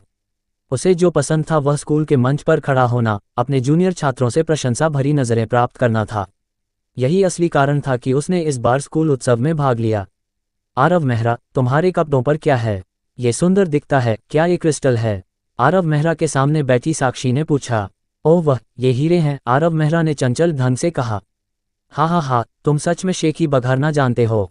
अगर यह वास्तव में हीरे हैं तो क्या ये पोशाक लाखों की नहीं होगी? पूनम पांडे हंसी, क्या तुम सच में वह आरव मेहरा हो फेसबुक से? हाँ, ईमानदारी से कहूँ तो जब हमने कुछ दिन पहले वह नाम सुना तो हम चौंक गए। कई लोग जो आरव मेहरा के करीबी थे उन्होंने कहा। हालांकि उन्होंने फेसबुक को स्क्रॉल किया, लेकिन वे केवल दर्शक थे। उनमें से कोई भी ईशान को नहीं जानता था, इसलिए उन्होंने इंडिया जॉय में नेटिजन्स द्वारा ली गई तस्वीरें नहीं देखी थीं। अन्यथा उन्होंने तस्वीरों से तुरंत आरव मेहरा को पहचान लिया होता। शायद यह एक पूर्वकल्पित धारणा थी। आखिरकार वे आरव मेहरा के साथ 3 साल तक सहपाठी रहे थे। हर कोई एक दूसरे से परिचित था, स्वाभाविक रूप से बड़े शॉट को आरव मेहरा के साथ नहीं जोड़ रहा था। यहाँ तक कि अगर वे इस मामले को जानते भी थे तो उन्होंने केवल सोचा कि यह उसी नाम का कोई व्यक्ति है। अरे दोस्तों, तन्मय यहाँ है। जैसे ही हर कोई छोटे समूहों में खुशी से बात कर रहा था, दरवाजे पर एक सहपाठी चिल्लाया। तन्मय का पूरा नाम तन्मय था। वह उनके कक्षा शिक्षक और रसायन विज्ञान के शिक्षक थे। वह एक प्यारा लड़का था जिसने हमेशा छात्रों के साथ अच्छे संबंध बनाए रखे थे, इसलिए स्नातक होने के बाद भी हर कोई उसके संपर्क में रहने को तैयार था। सब वापस आ गए हैं, है ना? अच्छा, बहुत अच्छा। तन्मय ने छात्रों के कई बैचों को पढ़ाया था, लेकिन ये समूह सबसे उत्कृष्ट और उसका पसंदीदा था। एक पल के लिए वह अपनी भावनाओं को नियंत्रित नहीं कर सका। तुम क्या कर रहे हो तन्मय? सब वापस आ गए हैं, तुम्हें खुश होना चाहिए। तन्मय को इस तरह देखकर कुछ छात्र जो आसानी से हिल गए थे, उनकी आंखें भी लाल हो गईं। ठीक है, सब लोग भावुक होना बंद करो। तन्मय एक मुस्कान में बदल गया। सब लोग तैयार हो जाओ, समारोह शुरू होने वाला है। मैंने प्रिंसिपल शर्मा को कहते सुना है कि इस साल एक उल्लेखनीय पूर्व छात्र ने स्कूल को 1 अरब का दान दिया है और वे जल्द ही भाषण देंगे। 1 अरब? हे भगवान, हमारे स्कूल से कोई इतना अविश्वसनीय कैसे आया? पूरा कक्षा में कोलाहल मच गया। ओह माय, अगर कोई 1 अरब का दान कर सकता है तो क्या उनकी संपत्ति कम से कम 10 अरब नहीं होगी? मैंने हमारे स्कूल से स्नातक होने वाले किसी भी टाइकून के बारे में कैसे नहीं सुना? ये कौन है? क्या आप जानते हैं? शिक्षक। तन्मय ने सिर हिलाया। हम शिक्षकों को इसके बारे में हाल ही में पता चला, लेकिन ऐसे व्यक्ति के पास विशाल अनुभव होना चाहिए। आपको उन्हें ध्यान से सुनना चाहिए। शायद वे जो कहते हैं वह भविष्य में आपकी मदद कर सकता है। सबने सिर हिलाया। ऐसे व्यक्ति को नियमित विश्वविद्यालय में भाषण के लिए आमंत्रित करना असंभव होगा, है ना? यह एक अप्रत्याशित लाभ हो सकता है। आरव मेहरा, ईमानदारी से, हाल ही में क्या हुआ? पूनम पांडे आरव मेहरा के पास आए और फुसफुसाई, तुम दूसरों को बेवकूफ़ बना सकते हो, लेकिन तुम मुझे बेवकूफ़ नहीं बना सकते। मैंने तुम्हें सिर्फ 6 महीने पहले देखा था। मुझे बास्केटबॉल खेलने से लंबा होने के बारे में कुछ बकवास मत दो। क्या तुम्हें लगता है कि मुझे तुम्हारी ऊंचाई या चेहरा नहीं पता?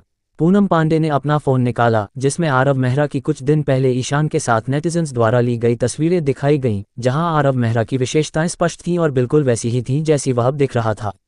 ओह, आरव मेहरा ने एक कड़वी मुस्कान दी। वह जानता था कि देर सवेर सभी को पता चल जाएगा, लेकिन उसने उम्मीद नहीं की थी कि पूनम पांडे, ये चालाक लोमड़ी, इसे पहले खोज लेगी। कैसा है? हैरान हो? मैं तुम्हें बता रही हूँ, मैं भी मिस साक्षी की प्रशंसक हूँ। पूनम पांडे ने एक शरारती मुस्कान दिखाई। तुम? वाह। अध्याय 46, उत्कृष्ट पूर्व छात्र। अरे आरव मेहरा, ये तुम्हारी पुरानी प्रेमिका है। पूनम पांडे ने आरव मेहरा के कंधे पर थपथपाया। इस बार स्कूल उत्सव के लिए वापस आना केवल उनकी कक्षा तक ही सीमित नहीं था। पिछले 4 वर्षों में लगभग हर कक्षा के छात्र कम या ज्यादा आए थे और कक्षा 16 के लगभग 1 दर्जन छात्र भी मौजूद थे। तथाकथित पहला प्यार उनमें से एक था। तो नमस्ते कहने के लिए जाने के बारे में क्या ख्याल है? शायद जब वह देखेगी कि तुम अब करोड़पति बन गए हो तो उसका दिल बदल जाएगा और वह तुम पर खुद को फेंक देगी, पूनम पांडे ने चिढ़ाया। आरव मेहरा ने कुछ नहीं कहा, उसने बस उस पर अपनी आंखें घुमाईं। तब पूर्वी गुप्ता के ब्रेकअप करने का कारण अपनी पढ़ाई को प्रभावित करने का डर था, लेकिन कड़ी मेहनत से पढ़ाई करने की उसकी प्रतिबद्धता ने उसे केवल एक औसत कॉलेज में पहुंचाया, जबकि आरव मेहरा एक प्रतिष्ठित विश्वविद्यालय शिवाजी यूनिवर्सिटी में चला गया। किसी को विश्वास नहीं था कि इसके अलावा कोई और कारण नहीं थे। हालांकि आरव मेहरा उन कारणों में अब और दिलचस्पी नहीं ले रहा था। एक छूटा हुआ अवसर बस वही था, और वह अपने धन का उपयोग ऐसा कुछ भी करने के लिए नहीं करेगा जो उसे घृणित और घृणित लगे। आरव मेहरा ने अभी भी पूर्वी गुप्ता को 2 बार देखा। कारण सरल था, अपने हाई स्कूल के वर्षों के दौरान वह उसके दिल में एकमात्र थी। शायद यह थोड़ा जिद्दीपन था, या शायद ये दृढ़ता थी, लेकिन अब यह शायद जाने देने के बारे में अधिक था। देखो, नरेश गुप्ता दिखावा कर रहा है जैसे कि वह आज का सितारा हो। पूनम पांडे ने नरेश गुप्ता की ओर इशारा किया, जो उनके कक्षा शिक्षक तन्मय के साथ जीवंत रूप से बात कर रहा था, जैसे कि वह उसका सबसे गर्वित छात्र होने के बारे में डींग मार रहा हो। ठीक है, उसके बारे में इस तरह बात मत करो। उसने कुछ मुश्किल हासिल किया, क्या वह थोड़ा दिखावा नहीं कर सकता? तुम सिर्फ ईर्ष्या कर रही हो। आरव मेहरा जानता था कि पूनम पांडे हमेशा नरेश गुप्ता को नापसंद करती है, इसलिए उसने ऐसा जानबूझकर कहा। मैं बस उसके व्यवहार को सहन नहीं कर सकती। पूनम पांडे ने नरेश गुप्ता के लहजे की नकल करना शुरू कर दिया। तुम कोई उत्कृष्ट पूर्व छात्र नहीं हो, तुम इतने औपचारिक रूप से क्यों कपड़े पहने हो? उसने क्या पहना है, इससे तुम्हें क्या फर्क पड़ता है? क्या तुम्हें लगता है कि थोड़ा सा पैसा होने से वह महान बन जाता है? पूनम पांडे ने गुस्से में कहा। तुम्हारा स्वभाव इतना अच्छा है, उसे बिना प्रतिक्रिया दिए तुमसे इस तरह बात करने देना। हा, आरव मेहरा पूनम पांडे से हंस रहा था। मैं कोई ऐसा व्यक्ति हूं जो मिनटों में अरबों अमेरिकी डॉलर का सौदा करता है, मुझे उसके स्तर तक क्यों गिरना चाहिए? पूनम पांडे की आंखें आरव मेहरा पर चौड़ी हो गईं। आरव मेहरा, तुम बदल गए हो, तुम्हें भी अब दिखावा करना पसंद है। मुझे तुम चालाक लगते हो, सभी से छिपते हो और स्कूल उत्सव समारोह में उन्हें चौंकाने का इंतजार कर रहे हो, है ना? पूनम पांडे ने आरव मेहरा की योजना पर सटीक निशाना साधा। तुम दिखावा करने में सबसे अच्छे निकले, लेकिन वह सिर्फ डींग मार रहा है, तुम वास्तव में अद्भुत हो। पूनम पांडे झुक गई। अरे, तुम्हारा क्या सौदा है? तुम अचानक अमीर कैसे हो गए? क्या तुम्हारे परिवार ने लॉटरी जीती? मैं तुम्हें बताऊंगा, लेकिन इसे किसी को भी मत बताना। आरव मेहरा ने बहुत गुप्त होने का नाटक किया। मुझे अपने पूर्वजों द्वारा छोड़ा गया एक छिपा हुआ खजाना मिला, जो प्राचीन खजानों से भरा हुआ था। मैंने थोड़ा सा बेचा और वाला, मैं अमीर हो गया। मुझे तुम पर बिल्कुल विश्वास नहीं है। पूनम पांडे तुरंत जान गई कि आरव मेहरा मजाक कर रहा है। मैं तुमसे बात करके थक गई। मैं शियू के साथ घूमने जा रही हूँ। हा। पूनम पांडे को इतना निराश देखकर वह विजयी होकर हंसा। ... स्कूल में 2000 से भी कम छात्र थे, लेकिन उत्सव में 3000 से अधिक पूर्व छात्रों ने भाग लिया, जिससे आमतौर पर विरल आबादी वाला खेल मैदान लोगों के समुद्र में बदल गया। कई स्कूल नेता पहले ही मंच पर बैठ चुके थे, साथ ही कुछ प्रतिनिधि अनुकरणीय पूर्व छात्र भी थे। मूल रूप से विहान राठौर चाहते थे कि आरव मेहरा भी उनमें शामिल हो, लेकिन उसने मना कर दिया। अगर वह वहां बैठता तो उसे पूरी तरह से असहज महसूस होता। प्रिय छात्रों, शिक्षकों और सम्मानित पूर्व छात्रों, अपने व्यस्त कार्यक्रम से समय निकालकर हमारे alma mater Noida second high school की 70वीं वर्षगांठ के उत्सव में शामिल होने के लिए धन्यवाद। सभी शिक्षकों और छात्रों की ओर से मैं अपनी हार्दिक कृतज्ञता व्यक्त करता हूँ। विहान राठौर मंच पर खड़े थे, उनका चेहरा चमक रहा था। उन्होंने अपनी अलमारी से सबसे शानदार सूट पहना था, एक ऐसा सूट जिसे वह केवल प्रांतीय बैठकों में भाग लेने पर पहनने की हिम्मत करते थे। उन्होंने 10 मिनट का जोशीला भाषण दिया, जो स्वाभाविक रूप से सामान्य बातों से भरा था, लेकिन ये अनिवार्य दिनचर्याएं थीं जिनका पालन करने की आवश्यकता थी। अब मैं घोषणा करता हूँ, नोएडा सेकंड हाई स्कूल की 70वीं वर्षगांठ का उत्सव आधिकारिक तौर पर शुरू होता है। तालियां तालियां तालियां। दर्शकों ने तालियों की गड़गड़ाहट के साथ तालियां बजाईं, जिसमें कुछ जयकारे भी शामिल थे। अपनी स्थापना के बाद से नोएडा सेकंड हाई स्कूल ने कई उत्कृष्ट छात्रों का पोषण किया है, जिन्होंने अपने अपने क्षेत्रों में महत्वपूर्ण उपलब्धियां हासिल की हैं। आज वे अपने दिलों में अपने अल्मा मैटर के प्रति समर्पण के साथ स्कूल लौट आए हैं। अब मैं उन प्रतिष्ठित पूर्व छात्रों को विनम्रतापूर्वक पेश करता हूं जो हमारे साथ शामिल हुए हैं। सबसे पहले हम तालियों के साथ 07 बैच के पूर्व छात्र जियाटेक इलेक्ट्रॉनिक सूचना कंपनी के संस्थापक अमर का स्वागत करते हैं। मंच के बाईं ओर एक मध्यम आयु वर्ग का व्यक्ति खड़ा हुआ और उसने नीचे छात्रों को सिर हिलाकर अभिवादन किया। श्री अमर ने हमारे अल्मा मैटर के विकास का समर्थन करने के लिए 1 मिलियन रुपए का दान दिया है। आइए हम उन्हें धन्यवाद दें। अमर के होंठों पर एक संतुष्ट मुस्कान आ गई। वह बहुत लंबे समय से अपना व्यवसाय नहीं चला रहा था, लेकिन हजारों उद्यमियों में उसे काफी सफल माना जाता था। उसकी कंपनी ने वार्षिक शुद्ध लाभ में कई दसियों लाख रुपए कमाए, और वह सिर्फ 30 साल का था, एक ऐसी उम्र जो क्षमता से भरी हुई थी। अपने अल्मा मैटर में अपना चेहरा दिखाने का मौका मिलना उस मिलियन के लायक था। अगला, मैं जिली टेक्नोलॉजी के संस्थापक और 03 बैच के पूर्व छात्र सोमराज को पेश करना चाहूंगा। उन्होंने स्कूल को 1.2 मिलियन रुपए का दान दिया है। वाह! तालियों की एक और गड़गड़ाहट हुई। विहान राठौर के बगल में मंच पर 4 व्यक्ति बैठे थे, प्रत्येक एक सफल उद्यमी पूर्व छात्र था जिसने स्कूल को 1 मिलियन से अधिक का दान दिया था। बेशक, इन पूर्व छात्रों के अलावा कई और उत्कृष्ट पूर्व छात्रों ने स्कूल में योगदान दिया है। अब आइए हम उन्हें मंच पर आमंत्रित करें। नरेश गुप्ता का चेहरा खुशी से खिल उठा। इतने लंबे समय तक इंतजार करने के बाद आखिरकार मंच पर जाने की उसकी बारी थी। उसने अपना कॉलर सीधा किया और कई पुराने पूर्व छात्रों के साथ मंच पर चला गया। वे 13 बैच की पूर्व छात्रा शिवानी हैं, जिन्होंने 200,000 रुपए का दान दिया। 11 बैच के पूर्व छात्र पंकज रॉय, जिन्होंने 150,000 रुपए का दान दिया। 16 बैच के पूर्व छात्र नरेश गुप्ता, जिन्होंने 300,000 रुपए का दान दिया। नरेश गुप्ता अपना सिर ऊंचा करके खड़ा था, गर्व से भरा हुआ। हालांकि वह उन पूर्व छात्रों की तुलना नहीं कर सकता था जो लंबे समय से व्यवसाय में थे, लेकिन उसने शेष लोगों में सबसे अधिक दान दिया था। खासकर जब छात्रों ने सुना कि वह 16 बैच का पूर्व छात्र है, तो उनकी आंखों में प्रशंसा भर गई। स्नातक होने के सिर्फ 3 वर्षों में और अभी भी कॉलेज में होने के कारण वह इतनी बड़ी राशि दान करने में सक्षम था। उनके लिए वह एक आदर्श था। आसपास के लोगों की निगाहों को महसूस करते हुए नरेश गुप्ता और भी आत्मसंतुष्ट महसूस कर रहा था। उसकी नज़रें गर्व और उकसावे के साथ अपने सहपाठियों पर पड़ीं। अंत में आइए हम एक बहुत ही विशेष पूर्व छात्र का स्वागत करें जिन्होंने स्कूल के विकास के लिए उदारतापूर्वक 100 मिलियन रुपए का दान दिया है। वाह, भीड़ दंग रह गई। मंच पर मौजूद पूर्व छात्र भी अविश्वास से देख रहे थे। 100 मिलियन, यहाँ तक कि संयुक्त रूप से उनकी कंपनियां वर्षों में इतना पैसा नहीं कमाएंगी। क्या ये किसी सूचीबद्ध कंपनी का बड़ा बॉस हो सकता है? चर्चा और विचार विमर्श के बाद स्कूल ने इस कोष का उपयोग एक नई अध्याय 47 महान धोखेबाज मेजबान को कार्य पूरा करने के लिए बधाई। स्कूल उत्सव में उत्कृष्ट प्रदर्शन किया। पुरस्कार स्तर 1 अनुमति कार्य की 2% पूर्णता और एक वस्तु जो पूर्वज ने गलती से खो दी थी। इतनी सनसनी पैदा करने से कार्य पूरा करना स्वाभाविक रूप से एक सरल मामला बन गया। आरव मेहरा ने अपनी चल स्वतंत्र जगह पर चुपके से नजर डाली। उस छोटी बोतल के अलावा अब एक ऐतिहासिक रूप से चिन्हित प्राचीन तलवार दिखाई दी। ये तलवार क्यों है? आरव मेहरा कुछ हद तक उलझन में था। आजकल हम कानून द्वारा शासित समाज में रहते हैं। कोई भी दिव्य हथियार या तेज उपकरण अपना मूल अर्थ खो चुका होगा, है ना? ज्यादा से ज्यादा यह उसके घर में प्रदर्शित एक संग्रहणीय वस्तु बन जाएगी। लेकिन आरव मेहरा नहीं जानता था कि यह एक साधारण तलवार नहीं थी। अब इस तलवार का अध्ययन करने का समय नहीं था, क्योंकि आरव मेहरा के पास करने के लिए अधिक महत्वपूर्ण चीजें थीं। 2000 छात्र, सैकड़ों शिक्षक और विभिन्न पूर्व छात्र उसके भाषण का इंतजार कर रहे थे।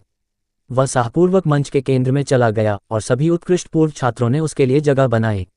हालांकि आरव मेहरा बहुत छोटा था, ये समाज योग्यताओं और वरिष्ठता को महत्व देता था, लेकिन ज्यादातर व्यक्तिगत शक्ति को। साथ ही छात्रों, शिक्षकों और पूर्व छात्रों, सुप्रभात। मेरा नाम आरव मेहरा है। आप में से कई लोग मुझे जानते होंगे क्योंकि मैं उस कुख्यात इंदिरा गांधी मेंटल हॉस्पिटल का निदेशक हूं ऑनलाइन। हा हा हा हा हा। संकाय और छात्र हंसी से फूट पड़े। इस मजाक ने घटना के अन्यथा कठोर वातावरण को तुरंत जीवंत कर दिया, जिससे सभी को लगा कि यह अरबपति पूर्व छात्र आरव मेहरा व्यवहारिक और काफी विनोदी है। वास्तव में आरव मेहरा के पास कोई वास्तविक भाषण कौशल नहीं था। ये स्क्रिप्ट निधि द्वारा वास्तविक स्थिति और आरव मेहरा के व्यक्तिगत संदर्भ के आधार पर तैयार की गई थी। आरव मेहरा बस इसे शब्दशः पढ़ रहा था। आप में से कुछ लोग उत्सुक हो सकते हैं, मैं वास्तव में कितना मूल्यवान हूं? मैंने अपने स्कूल को 100 मिलियन दान करने के लिए इतना बड़ा खर्च क्यों किया?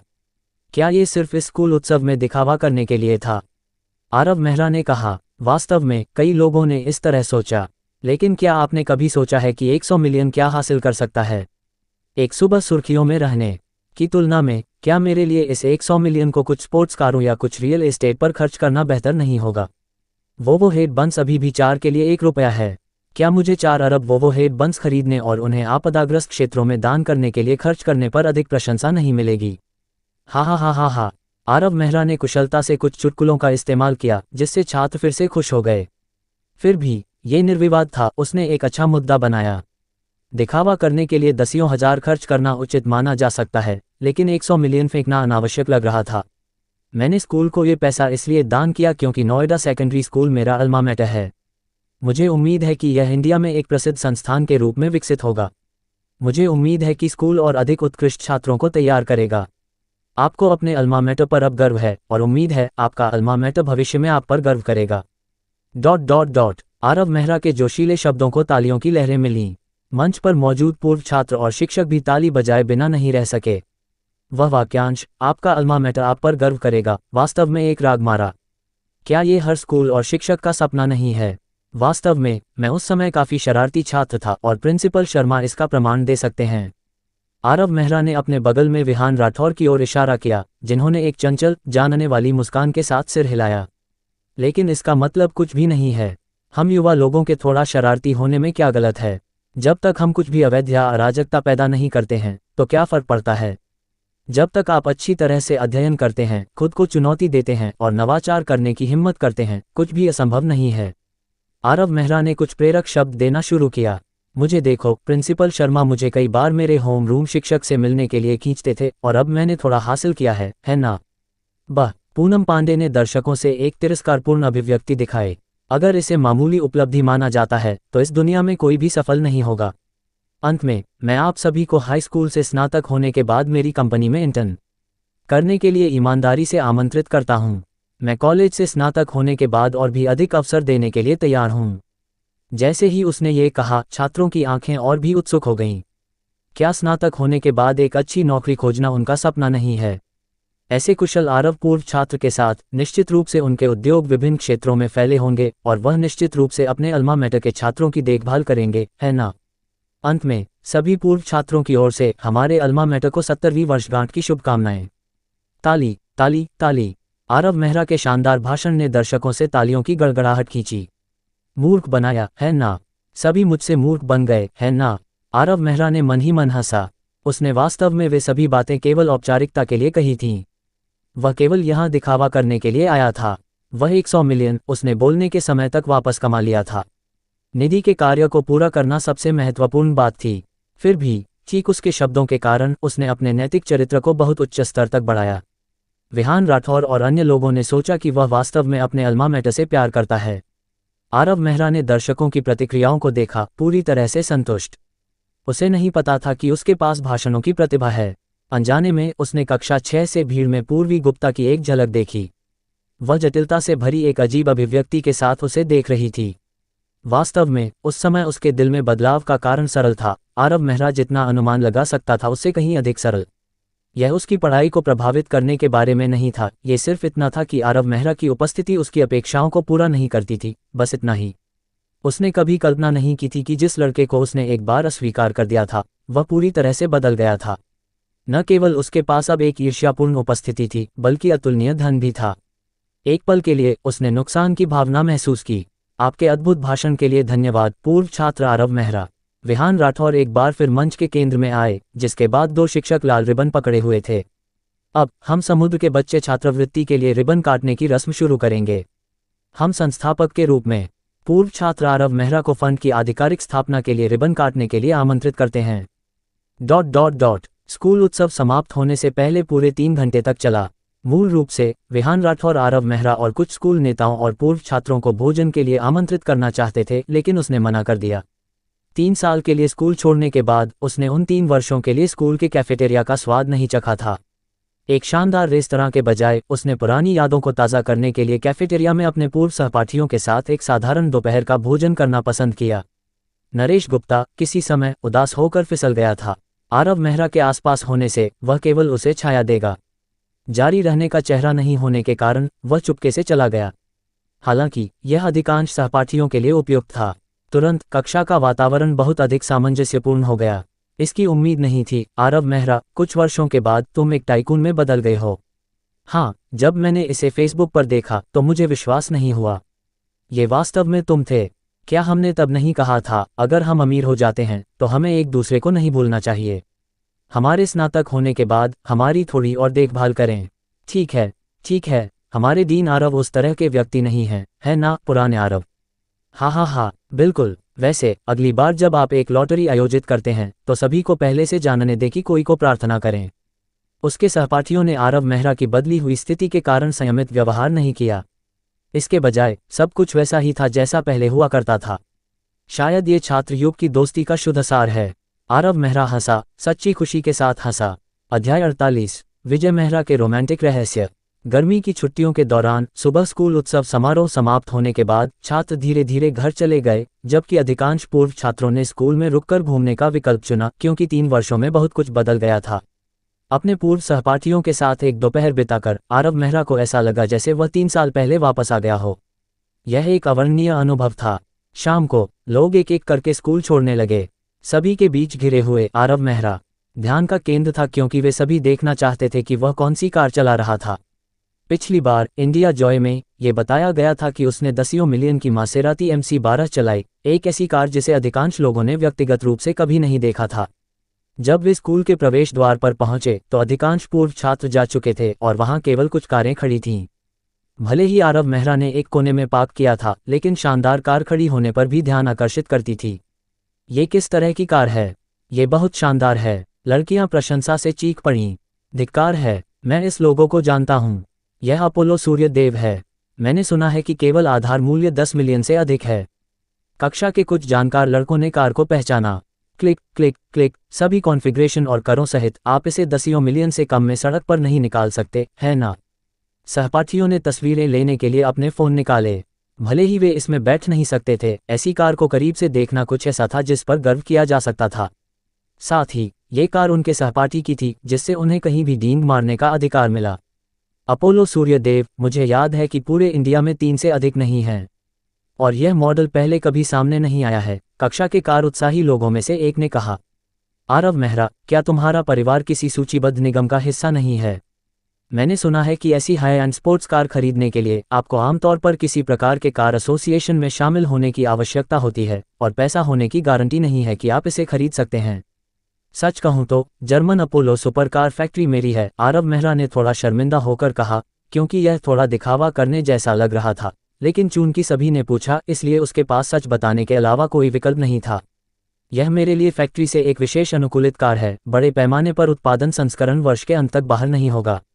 अपोलो तुम्हारा है। लड़के जंगली हो गए। उन्होंने वास्तव में अपोलो सुपरकार कंपनी के मालिक के साथ 3 साल पढ़ाई की थी और आज उनके साथ रात का खाना भी खाया था। ठीक है, भले ही आरव मेहरा अमीर है, इससे तुम्हें कोई मतलब नहीं है। तुम सब इतने उत्साहित क्यों हो रहे हो? कक्षा की कुछ लड़कियां अधीर हो गईं, क्योंकि वे लड़कों की तरह स्पोर्ट्स कारों के प्रति जुनूनी नहीं थीं। हाँ, बिल्कुल, कक्षा अध्यक्ष झांग मिंग ने कहा। आरव मेहरा, उन पर ध्यान मत दो। उनकी आंखों को देखो, वे तुम्हें जिंदा खाना चाहते हैं। तुम क्या कह रहे हो? अपने आप को देखो, क्या तुम वही नहीं हो? लड़कों ने गुस्से में जवाब दिया। तुम लंबी चोटियों और छोटी अंतर्दृष्टि वाली लड़कियां, अगर तुम में तब कोई दूरदर्शिता होती तो तुम अब श्रीमती आरव बन गई होती। तुम किसे छोटी अंतर्दृष्टि वाली लड़की कह रहे हो? क्या तुम लड़ाई की तलाश में हो? बहनों। ठीक है। इन पुराने सहपाठियों को बहस करना पसंद था। आरव मेहरा ने जल्दी से हस्तक्षेप किया, इसके बारे में क्या ख्याल है? चूंकि आज हर कोई इतना खुश है, इसलिए मैं कंजूस नहीं बनूंगा।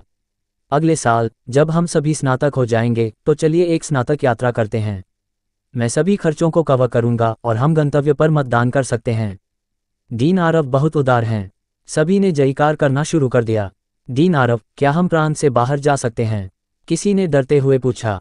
अपनी महत्वाकांक्षा को देखो, मानो डीन आरव हमें केवल प्रांत से बाहर ले जाएंगे। भले ही यह कठिन हो, हमें कुछ पड़ोसी देशों की यात्रा करनी होगी, है ना? हाँ, कोई समस्या नहीं, न केवल पड़ोसी देश, यहाँ तक कि अगर आप सहारा रेगिस्तान में एक साहसिक यात्रा पर जाना चाहते हैं तो यह कोई मुद्दा नहीं है। सभा हंसी में समाप्त हुई। कुछ दोस्तों ने छोटे मिलन समारोहों की योजना बनाई। आरव मेहरा ने पूनम पांडे को रात के खाने पर ले जाने का वादा भी किया था। लड़कियों की ईर्ष्यालु नजरों के बीच पूनम पांडे सूर्यदेव की यात्री सीट पर बैठ गई और वे दहाड़ के साथ चले गए। हाँ, मैंने कभी नहीं सोचा था कि इस जीवन काल में मैं इतनी महंगी स्पोर्ट्स कार में सवारी करूंगा। पूनम पांडे वास्तव में उत्साहित थी, पहली बार ऐसी कार में बैठी थी। पिछली बार तुम पर इतना गुस्सा करने और माफ़ी नहीं मांगने के लिए आज के खाने को मेरी औपचारिक माफ़ी समझो। आरव मेहरा ने कहा, सब ठीक है, तुम्हें ईमानदार देखकर मैं इसे जाने दूंगा। पूनम पांडे ने बहुत चालाकी से कहा, मैंने तुम्हें पहले बताया है, जब भी तुम किसी प्रेमिका की तलाश करो तो बेहतर होगा कि तुम मुझे पहले उसकी जांच करने दो। मैं शायद किसी और चीज़ में अच्छी न होऊं, लेकिन जब निर्णय की बात आती है तो मेरे पास एक सही रिकॉर्ड है। अरे वैसे, क्या तुम्हारी प्रेमिका जानती है कि तुम आज मुझे रात के खाने पर ले जा रहे हो? पूनम पांडे ने अचानक पूछा। तुम्हारी यात्री सीट में मुझे देखकर वह शायद पागल हो जाएगी, है ना? क्या? आरव मेहरा चौंक गया। मेरी कोई प्रेमिका नहीं है। मेरा अभी कुछ समय पहले ही ब्रेकअप हुआ है। ठीक है, क्या तुम्हें लगता है कि मैं कोई प्लेबॉय हूँ? पूनम पांडे आरव मेहरा से ज्यादा हैरान लग रही थी। मुझे लगा कि तुमने पहले ही साक्षी बहन को जीत लिया है। आरव मेहरा का चेहरा तुरंत लाल हो गया। कोई रास्ता नहीं, मैं उसे वास्तविक जीवन में 1 सप्ताह से भी कम समय से जानता हूँ। तुम कितने बड़े हारे हुए हो, है ना? पूनम पांडे ने उसे निराशा से देखा। यह नहीं चलेगा, मुझे तुम्हें अच्छी तरह से सिखाने की जरूरत है। एक गंभीर स्वर में पूनम पांडे ने कहा, दोहरे चेहरे वाले लोगों को पहचानने के मेरे कई वर्षों के आधार पर इस साक्षी का एक ईमानदार चेहरा है। मुझ पर विश्वास करो, वह तुम्हारी पिछली प्रेमिका की तरह नहीं है। तुम कब ज्योतिषी बन गई? आरव मेहरा ने आधी हंसी के साथ कहा। इसे हंसी में मत उड़ाओ, मैं गंभीर हूँ। ये साक्षी एक अच्छी लड़की है। मैं 1 साल से अधिक समय से उसकी प्रशंसक हूँ। दिखावे धोखा दे सकते हैं, शब्द धोखा दे सकते हैं, लेकिन उसके संगीत और गायन में भावनाओं को नकली नहीं बनाया जा सकता है। मुझे मत बताओ कि तुम्हें उसके लिए भावनाएं नहीं हैं। पूनम पांडे ने अपना तुरुप का पत्ता खेला। अगर तुम सच नहीं बताते तो तुम्हारा घटिया लड़की का श्राप और 3 साल तक चलेगा। तुम कठोर हो। आरव मेहरा ने पूनम पांडे को घूरते हुए गहरी सांस ली। ठीक है, मैं मानता हूँ। हालांकि वे केवल कुछ दिनों से साथ थे, आरव मेहरा वास्तव में साक्षी के प्रति आकर्षित था, न केवल उसके रूप के लिए बल्कि उसके व्यक्तित्व के लिए भी। जो लड़की अपने स्कूल और रहने के खर्चों को खुद कमाकर अपने परिवार का बोझ कम करने के लिए तैयार थी, वह अच्छी लड़की कैसे नहीं हो सकती। तुमने उसकी बहुत मदद की, वह तुम्हारी आभारी होगी। और तुम अब इतना अच्छा कर रहे हो। शायद साक्षी को पहले से ही तुम्हारे लिए भावनाएं हैं। पूनम पांडे ने जारी रखा, आज से मैं तुम्हारी प्रेम गुरु हूँ। तुम्हें उसे छीन लेना चाहिए। यदि तुम्हें कोई परेशानी होती है तो मैं उसे सुलझा दूंगी। विशेष मिशन जारी किया गया, साक्षी का पीछा करो। क्या छोटी निधि, तुम्हें ऐसे अजीब मिशन कैसे मिलते हैं? आरव मेहरा निधि की अचानक भागीदारी से हैरान था। मेजबान, आपके लिए एक उपयुक्त जीवनसाथी का चयन करना पिछले मेजबान द्वारा छोड़ा गया एक कार्य था और इसे सबसे महत्वपूर्ण कार्य के रूप में चिन्हित किया गया है। सिस्टम विश्लेषण के आधार पर साक्षी इष्टतम जीवनसाथी उम्मीदवार है। ठीक है विजय मेहरा, अच्छा खेला। आरव मेहरा ने बार बार सिर हिलाया। हालांकि उसके पिता पृथ्वी पर नहीं थे, लेकिन जाहिर तौर पर उनके पास अपनी भावी बहू के लिए पहले से ही योजनाएं थीं। मेजबान, आपके पिता का इरादा निश्चित रूप से गुणवत्ता से अधिक मात्रा का था। छोटी निधि ने शरारत से जोड़ा। चुप रहो। आरव मेहरा, वास्तव में प्रिया ठाकुर को ढूंढना। और अध्याय 49, कपिल शर्मा का दौरा। आरव मेहरा और पूनम पांडे ने अपना भोजन समाप्त किया और फिर उसने पूनम पांडे को वापस छोड़ दिया क्योंकि अभी ज्यादा देर नहीं हुई थी। वह रात भर सीधे दिल्ली सिटी वापस चला गया। आज इंडिया जॉय का आखिरी दिन लग रहा था, इसलिए आरव मेहरा ने साक्षी को एक संदेश भेजा। वह व्यस्त हो सकती थी क्योंकि उसने तुरंत जवाब नहीं दिया और लगभग आधी रात को उसे फ़ोन किया। आज का प्रदर्शन बहुत अच्छा रहा। मैंने अभी YouTube लाइव के कुछ दोस्तों के साथ देर रात का नाश्ता किया। मैं कल दिल्ली सिटी वापस आ जाऊंगी। उस बारे में जो तुमने मुझसे उस दिन पूछा था, मैंने इस पर विचार किया है। कुछ विचार करने के बाद साक्षी अभी भी ये देखने की कोशिश करना चाहती थी कि क्या उसमें गायिका बनने की क्षमता है। मैं तुम्हारी कंपनी में शामिल होने को तैयार हूँ। ये बहुत अच्छा है। आरव मेहरा उससे भी ज़्यादा उत्साहित लग रहा था। तुम्हारी कंपनी का नाम क्या है? ठीक है, इसे साक्षी मीडिया कहा जाता है। आरव मेहरा थोड़ा शर्मिंदा था। वह हाल ही में इतना व्यस्त था कि उसे एक मीडिया कंपनी स्थापित करने का समय नहीं मिला था, लेकिन उसने अभी एक बना ली। अपने वित्तीय संसाधनों के साथ वह आसानी से एक मीडिया कंपनी खरीद सकता था और उसका नाम बदल सकता था। साक्षी मीडिया, मैंने इसके बारे में क्यों नहीं सुना? तुमने इसे अभी बनाया तो नहीं है ना? साक्षी को थोड़ा संदेह था। कंपनी का नाम YouTube लाइव पर उसके उपनाम पर रखा गया था। ये सिर्फ बहुत बड़ा संयोग था। हाँ, ये सिर्फ एक छोटी कंपनी है। ये सामान्य है कि तुमने इसके बारे में नहीं सुना। हाँ। आरव मेहरा अजीब तरह से हंसा। ठीक है, देश भर में अनगिनत मीडिया कंपनियां थीं और साक्षी को यह सामान्य लगा कि उसने इसके बारे में नहीं सुना था। उसे सिर्फ एक मंच की जरूरत थी। तो ये तय हो गया है और थोड़ी देर बाद मैं अनुबंध की व्यवस्था करूंगा। लेकिन मैंने YouTube लाइव मंच के साथ 2 साल का लाइव अनुबंध पहले ही कर लिया है। अगर मैं तुम्हारे साथ भी हस्ताक्षर करता हूँ। साक्षी को अचानक कुछ याद आया। YouTube लाइव मंच के साथ अनुबंध करने वाले मेजबान अन्य मीडिया कंपनियों के साथ हस्ताक्षर नहीं कर सकते थे। यदि आपने इस नियम को तोड़ा तो आपको अनुबंध के उल्लंघन के लिए भारी जुर्माना देना होगा। हाँ, यह एक मामूली मुद्दा है। मैं बस प्रिंसिपल शर्मा से बात करूंगा। आरव मेहरा ने आत्मविश्वास से कहा। प्रिंसिपल शर्मा के साथ अपनी दोस्ती के साथ ये छोटी बात केवल कुछ शब्दों का मामला था। यदि सब कुछ विफल हो जाता है तो वह खुद जुर्माने को कवर कर सकता है, लेकिन कपिल शर्मा को उसे यह चेहरा देना चाहिए। हे, तो बॉस आरव, मैं भविष्य में तुम्हारे लिए काम करूंगी। तुम थोड़ा आराम करो। जब तुम दिल्ली सिटी वापस आओगी तो हम अधिक विस्तार से बात करेंगे। तब तक मेरे पास तुम्हारे लिए एक आश्चर्य होगा। किस तरह का आश्चर्य? साक्षी ने उत्सुकता से पूछा। मैं तुम्हें अभी नहीं बता रहा हूँ। जल्दी करो और सो जाओ, नहीं तो तुम्हें यह नहीं मिलेगा। ठीक है, तो मैं सोने जा रही हूँ। शुभ रात्रि। साक्षी ने एक प्यारा इमोजी भेजा। सही है, मुझे आज ये भी नहीं पता कि वह प्राचीन तलवार क्या है। आरव मेहरा को अचानक वह इनाम याद आया जो उसे मिला था। खुद को भूलने से बचाने के लिए उसने पहले ही उन पुरस्कारों को अपनी स्वतंत्र जगह में एकत्र कर लिया था और उन्हें देखने का समय नहीं मिला था। उसने प्राचीन तलवार निकाली, लेकिन उसकी बाँह अचानक भारी हो गई। अपनी ताकत से वह मुश्किल से इसे उठा सकता था। आरव मेहरा ने जल्दी से इसे वापस रख दिया। प्राचीन तलवार लगभग 120 सेंटीमीटर लंबी थी और शायद 150 पाउंड से अधिक वजन की थी। इसमें लोहापुर तलवार का डिज़ाइन नहीं था, लेकिन युद्धरत राज्यों की अवधि की कांस्य तलवार के समान थी, जो सामान्य लोगों की तुलना में बड़ी थी। तलवार पूरी तरह से पिच ब्लैक थी और काफ़ी प्राचीन प्रतीत होती थी। क्या यह इतिहास के किसी सम्राट की तलवार हो सकती है? मेजबान, ये तलवार आपके एक पूर्वज जिसका नाम आरव जून था ने बनाई थी। वह वसंत और शरद ऋतुकाल का तलवार शोधक था, लेकिन बहुत कम लोग उसका नाम जानते थे। तलवार शोधक, मैंने केवल गान जियांग और ओइस के बारे में सुना है। ये पेशा आधुनिक समय में गंभीर रूप से पुराना था। क्या ये पेशा अब भी मौजूद है? श्री आरव जून वास्तव में गान जियांग और ओइस के गुरु थे। निधि ने कहा, हमारी पूर्व आकाशगंगा में यह एक बहुत ही महान पेशा था, इसलिए इसे कम मत समझो। महान, क्या ऐसी चीज़ का अभी भी कानून शासित समाज में उपयोग किया जा सकता है? ये सिर्फ धर्मनिरपेक्ष समझ है, निधि ने तिरस्कारपूर्वक कहा। हमारी दुनिया में आपकी अमर खेती की काल्पनिक कहानियों में वे सभी जादुई खजाने वास्तव में मौजूद हैं, और आपके पूर्वज ने अपनी क्षमता को सक्रिय करने के बाद उन्होंने शोधन पुस्तक से सीखा। उन्होंने जो चीज़ें शोधित की वे कबाड़ नहीं थीं। तो ये तलवार आखिरकार क्या है? मुझे नहीं पता। विभिन्न विधियों और तकनीकों के परिणामस्वरूप विभिन्न हथियार बनते हैं। आरव जून उस समय काफ़ी लापरवाह थे और उन्होंने एक गुच्छा बनाया। कुछ सफल हुए और कुछ दोष थे। ये प्राचीन तलवार दोषपूर्ण लोगों में मिल गई और मुझे बस ये दया लगी और मैंने इसे रख लिया।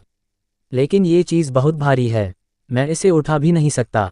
मुझे याद है कि यह तलवार आरव जून ने उल्कापिंड से उल्कापिंड लोहे का उपयोग करके बनाई थी।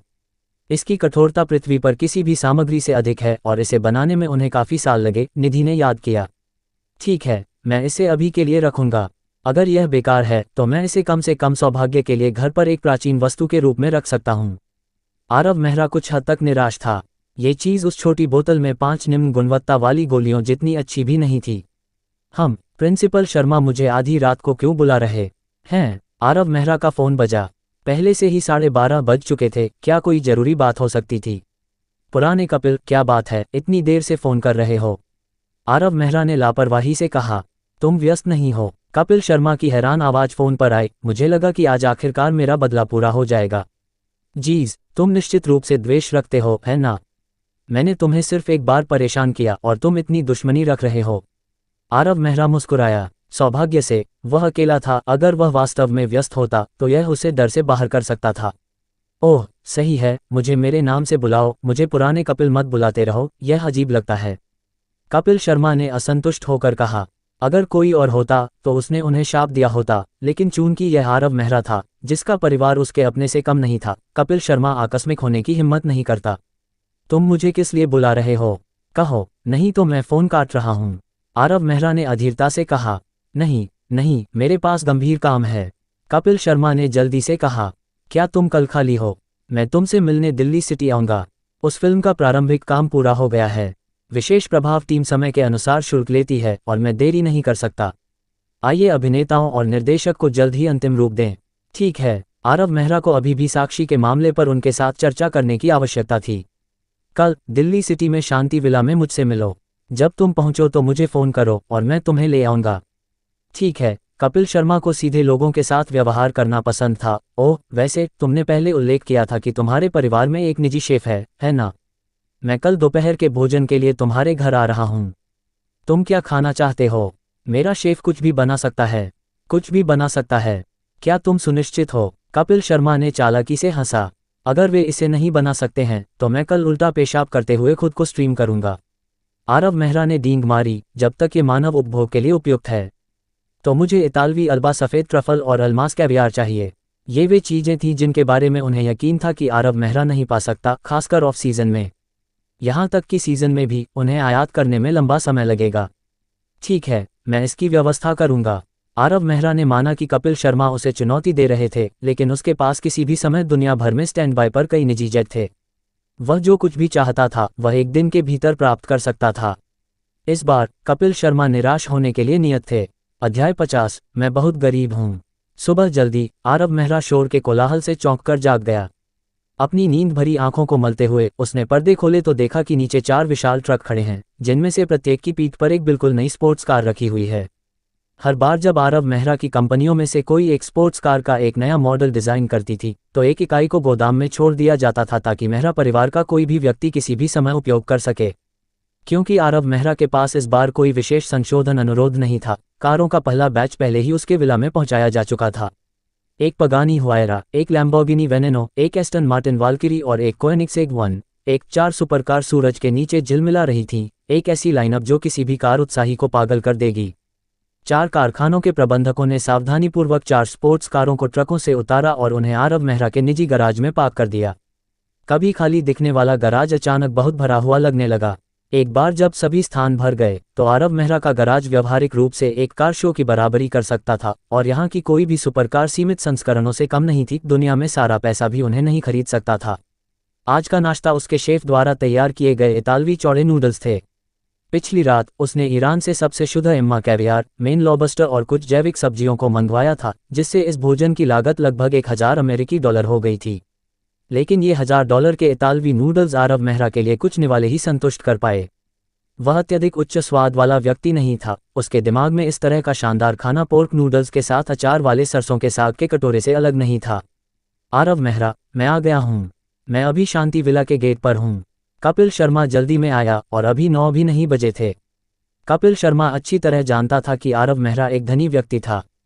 चूंकि वह उसके इलाके में था, इसलिए स्वाभाविक रूप से वह अपना चेहरा नहीं खो सकता था। इसलिए वह अपनी 30 मिलियन की कोएनिग्सेग CCXR लेकर आया। ये कार कुछ ऐसी थी जिसे उसने अपने पिता सूरज शर्मा से लाने में मदद करने के लिए कहा था, और यह आमतौर पर उसके गराज में बैठी रहती थी क्योंकि वह इसे चलाने की हिम्मत नहीं कर सकता था। इस बार वह इसे सिर्फ चेहरा बचाने के लिए लाया था। ठीक है, मैं अभी बाहर आता हूँ। आरव मेहरा ने लापरवाही से एक टैंक टॉप और शॉर्ट्स की एक जोड़ी पहनी, सैंडल पहनी और एक इलेक्ट्रिक स्कूटर पर सवार होकर बाहर निकल गया। आज मुझे अपना गौरव वापस पाना होगा। सूरज शर्मा ने खिड़की नीचे की और देखा कि अस्त व्यस्त बालों वाला स्कूटर पर सवार लड़का कुछ जाना पहचाना लग रहा था। अरे, कपिल शर्मा! आरव मेहरा ने कार में कपिल शर्मा को भी पहचान लिया और तुरंत उसे हाथ हिलाया। यह क्या बकवास है? तुम ऐसे कपड़े पहनकर क्यों बाहर आए? किसी को मत बताना कि तुम मुझे जानते हो। कपिल शर्मा ने अचानक तिरस्कार का भाव दिखाया, ये सोचते हुए, तुम एक अरबपति हो, जब तुम बाहर जाते हो तो अपनी छवि पर थोड़ा और ध्यान नहीं दे सकते। मुझमें क्या गलत है? क्या मुझे सिर्फ घर से बाहर निकलने के लिए सूट और टाई पहननी होगी और स्पोर्ट्स कार चलानी होगी? आरव मेहरा ने गुस्से में कहा। क्या तुम इलेक्ट्रिक स्कूटर को नीचा दिखाते हो? आरव मेहरा ने स्कूटर का अगला हिस्सा कपिल शर्मा के चेहरे की ओर घुमाया और कहा, यह साधारण इलेक्ट्रिक स्कूटर नहीं है। ये लोगो देखो, ये लैम्बोर्गिनी है। क्या तुमने कभी लैम्बोर्गिनी स्कूटर देखा है? क्या तुम मजाक कर रहे हो? कपिल शर्मा ने अपने सामने चमकीले गुलाबी स्कूटर को अविश्वास से देखा। उसने लैम्बोर्गिनी को स्कूटर बनाते हुए नहीं सुना था, लेकिन इस पर लोगो असली था, कोई जल्दबाजी में चिपकाया गया स्टिकर नहीं। कौन मजाक कर रहा है? आरव मेहरा ने उदासीनता से कहा। कंपनी मेरी है। स्कूटर बनाने की बात तो छोड़ो, अगर तुम चाहो तो मैं उनके लिए ट्रैक्टर बनवा सकता हूँ। आरव मेहरा मजाक नहीं कर रहा था। ये गुलाबी स्कूटर वास्तव में लैम्बोर्गिनी द्वारा बनाया गया था। उस दिन जब उसने पूजा कपूर को स्पोर्ट्स कारों का ऑर्डर देने के लिए कहा था तो उसने लापरवाही से इसका उल्लेख किया था। चूंकि विला क्षेत्र इतना बड़ा था, अंदर और बाहर जाना मुश्किल था और आसपास की जगहों पर गाड़ी चलाना बहुत खर्चीला लग रहा था। इसलिए उसने पूजा कपूर को आसान यात्रा के लिए एक ही बाइक लाने के लिए कहा। लेकिन अप्रत्याशित रूप से पूजा कपूर के दिमाग में एक अजीब विचार आया और उसने लैम्बोर्गिनी को विशेष रूप से उसके लिए एक इलेक्ट्रिक स्कूटर बनाने के लिए कहा, और यह आज सुबह एक वेनेनो के साथ वितरित किया गया था। भले ही यह एक इलेक्ट्रिक स्कूटर था, लेकिन इसकी शक्ति मोटरसाइकिल की तुलना में बहुत कमजोर नहीं थी, जिसकी शीर्ष गति 180 किलोमीटर प्रति घंटा थी, जिसका साधारण कारें मुकाबला नहीं कर सकती थीं। तुम मजाक कर रहे हो? कपिल शर्मा के पास कहने के लिए शब्द नहीं थे। क्या तुम और अधिक बढ़ा चढ़ाकर बोल सकते हो? अपनी खुद की स्पोर्ट्स कार को देखकर कपिल शर्मा को थोड़ा बेहतर लगा। भले ही यह गुलाबी लैम्बोर्गिनी कस्टम निर्मित थी, लेकिन ये कुछ मिलियन से अधिक नहीं होगी, जो उसकी कोएनिग्सेग के पास भी नहीं है। उसने अपना भाव समायोजित किया और कहा, बहुत बकवास हो गई, मुझे तुम्हारे घर ले चलो। मैं देखना चाहता हूं कि तुम किस तरह की जगह में रहते हो। ठीक है, मेरे पीछे आओ। आरव मेहरा गुलाबी लैम्बोर्गिनी चलाकर आगे बढ़ा। कपिल शर्मा ने अपनी कार का पीछा करते हुए अपना चेहरा सिकोड़ा। वाह, तुम इतने बड़े विला में अकेले नहीं रहते, है ना? कपिल शर्मा ने माना कि इस विला ने उसे चौंका दिया। वर्षों तक विदेश में पढ़ाई करने के बाद भी केवल शीर्ष डिजाइनर ही ऐसी कलात्मक कृति बना सकते थे। हाँ, सिर्फ मैं नहीं। दैनिक रखरखाव और शेफ टीम के बारे में क्या? क्या वे कहीं और रहते हैं? नहीं, यहाँ के 20 विला भी मेरे हैं। मेरे कर्मचारी उनमें रहते हैं। इस समय कपिल शर्मा का भाव बिल्कुल आरव मेहरा के जैसा था जब वह पहली बार यहाँ आया था। हालांकि आरव मेहरा शांत दिख रहा था, लेकिन वह अपनी हंसी को इतना रोक रहा था कि उसका पेट फटने वाला था। कोई बात नहीं, कपिल शर्मा ने आह भरी। इस तरह की फिजूल खर्ची कुछ ऐसी थी जो केवल वह ही कर सकता था, और उसे लगने लगा कि ऑनलाइन दुनिया में सबसे अमीर दूसरी पीढ़ी का उसका खिताब कुछ हद तक अयोग्य है। तुम्हारा गराज कहाँ है? मैं पहले पार्क करना चाहता हूँ। कपिल शर्मा नहीं चाहता था कि उसकी कार बाहर तत्वों के संपर्क में आए। क्या तुम सुनिश्चित हो? आरव मेहरा ने पूछा। मुझे डर है कि जब तुम मेरा गराज देखोगे तो तुम इसे संभाल नहीं पाओगे। ओह कृपया। कपिल शर्मा तुरंत अप्रसन्न हो गया। ये कार देखो, कोएनिग्सेग CCXR, जिसकी कीमत 30 मिलियन से अधिक है और दुनिया में बहुत कम है। तुम्हारी मासेराती MC12 अच्छी है, लेकिन यह मेरी कार से मुकाबला नहीं कर सकती। ओह वह मासेराती। मैंने अपने सहायक को इसे चलाने दिया। मैंने हाल ही में कुछ और कारें खरीदी हैं। चूंकि तुम उन्हें देखना चाहते हो, मैं तुम्हें उन्हें देखने के लिए ले जाऊंगा। आरव मेहरा कपिल शर्मा को अपने भूमिगत गराज में ले गया। जब उसने पहली कार देखी तो वह तुरंत दंग रह गया। क्या ये एक लैम्बोर्गिनी वेनेनो है? वह लंबे समय से एक चाहता था, लेकिन 3 मिलियन यूरो की कर पूर्व कीमत ने उसे हिचकिचाने पर मजबूर कर दिया, और उसके पिता भी इसे खरीदने के लिए खुद को नहीं ला सके। हाँ, तुम बिल्कुल सही समय पर आए हो। ये कार आज सुबह मेरे गुलाबी लैम्बोर्गिनी के साथ मेरे घर लाई गई थी। पगानी हुआयरा और वाल्किरी कोएनिग्सेग 1 तुम इस कार को पाने में भी कामयाब रहे। कपिल शर्मा ने आरव मेहरा को कॉलर से पकड़ लिया। कोएनिग्सेग 1 जिसकी कीमत 100 मिलियन युआन से अधिक थी, दुनिया भर में केवल 6 इकाइयां थीं। तुम क्या कर रहे हो? छोड़ो, इस टैंक टॉप की कीमत दर्जनों डॉलर है। आरव मेहरा ने असंतुष्ट होकर कहा। क्या इस कार की कीमत 100 मिलियन से अधिक है? मुझे पता नहीं था। वैसे भी, जब मैंने अपने सहायक से एक के लिए कहा तो उसने इसे प्राप्त कर लिया। मुझे मत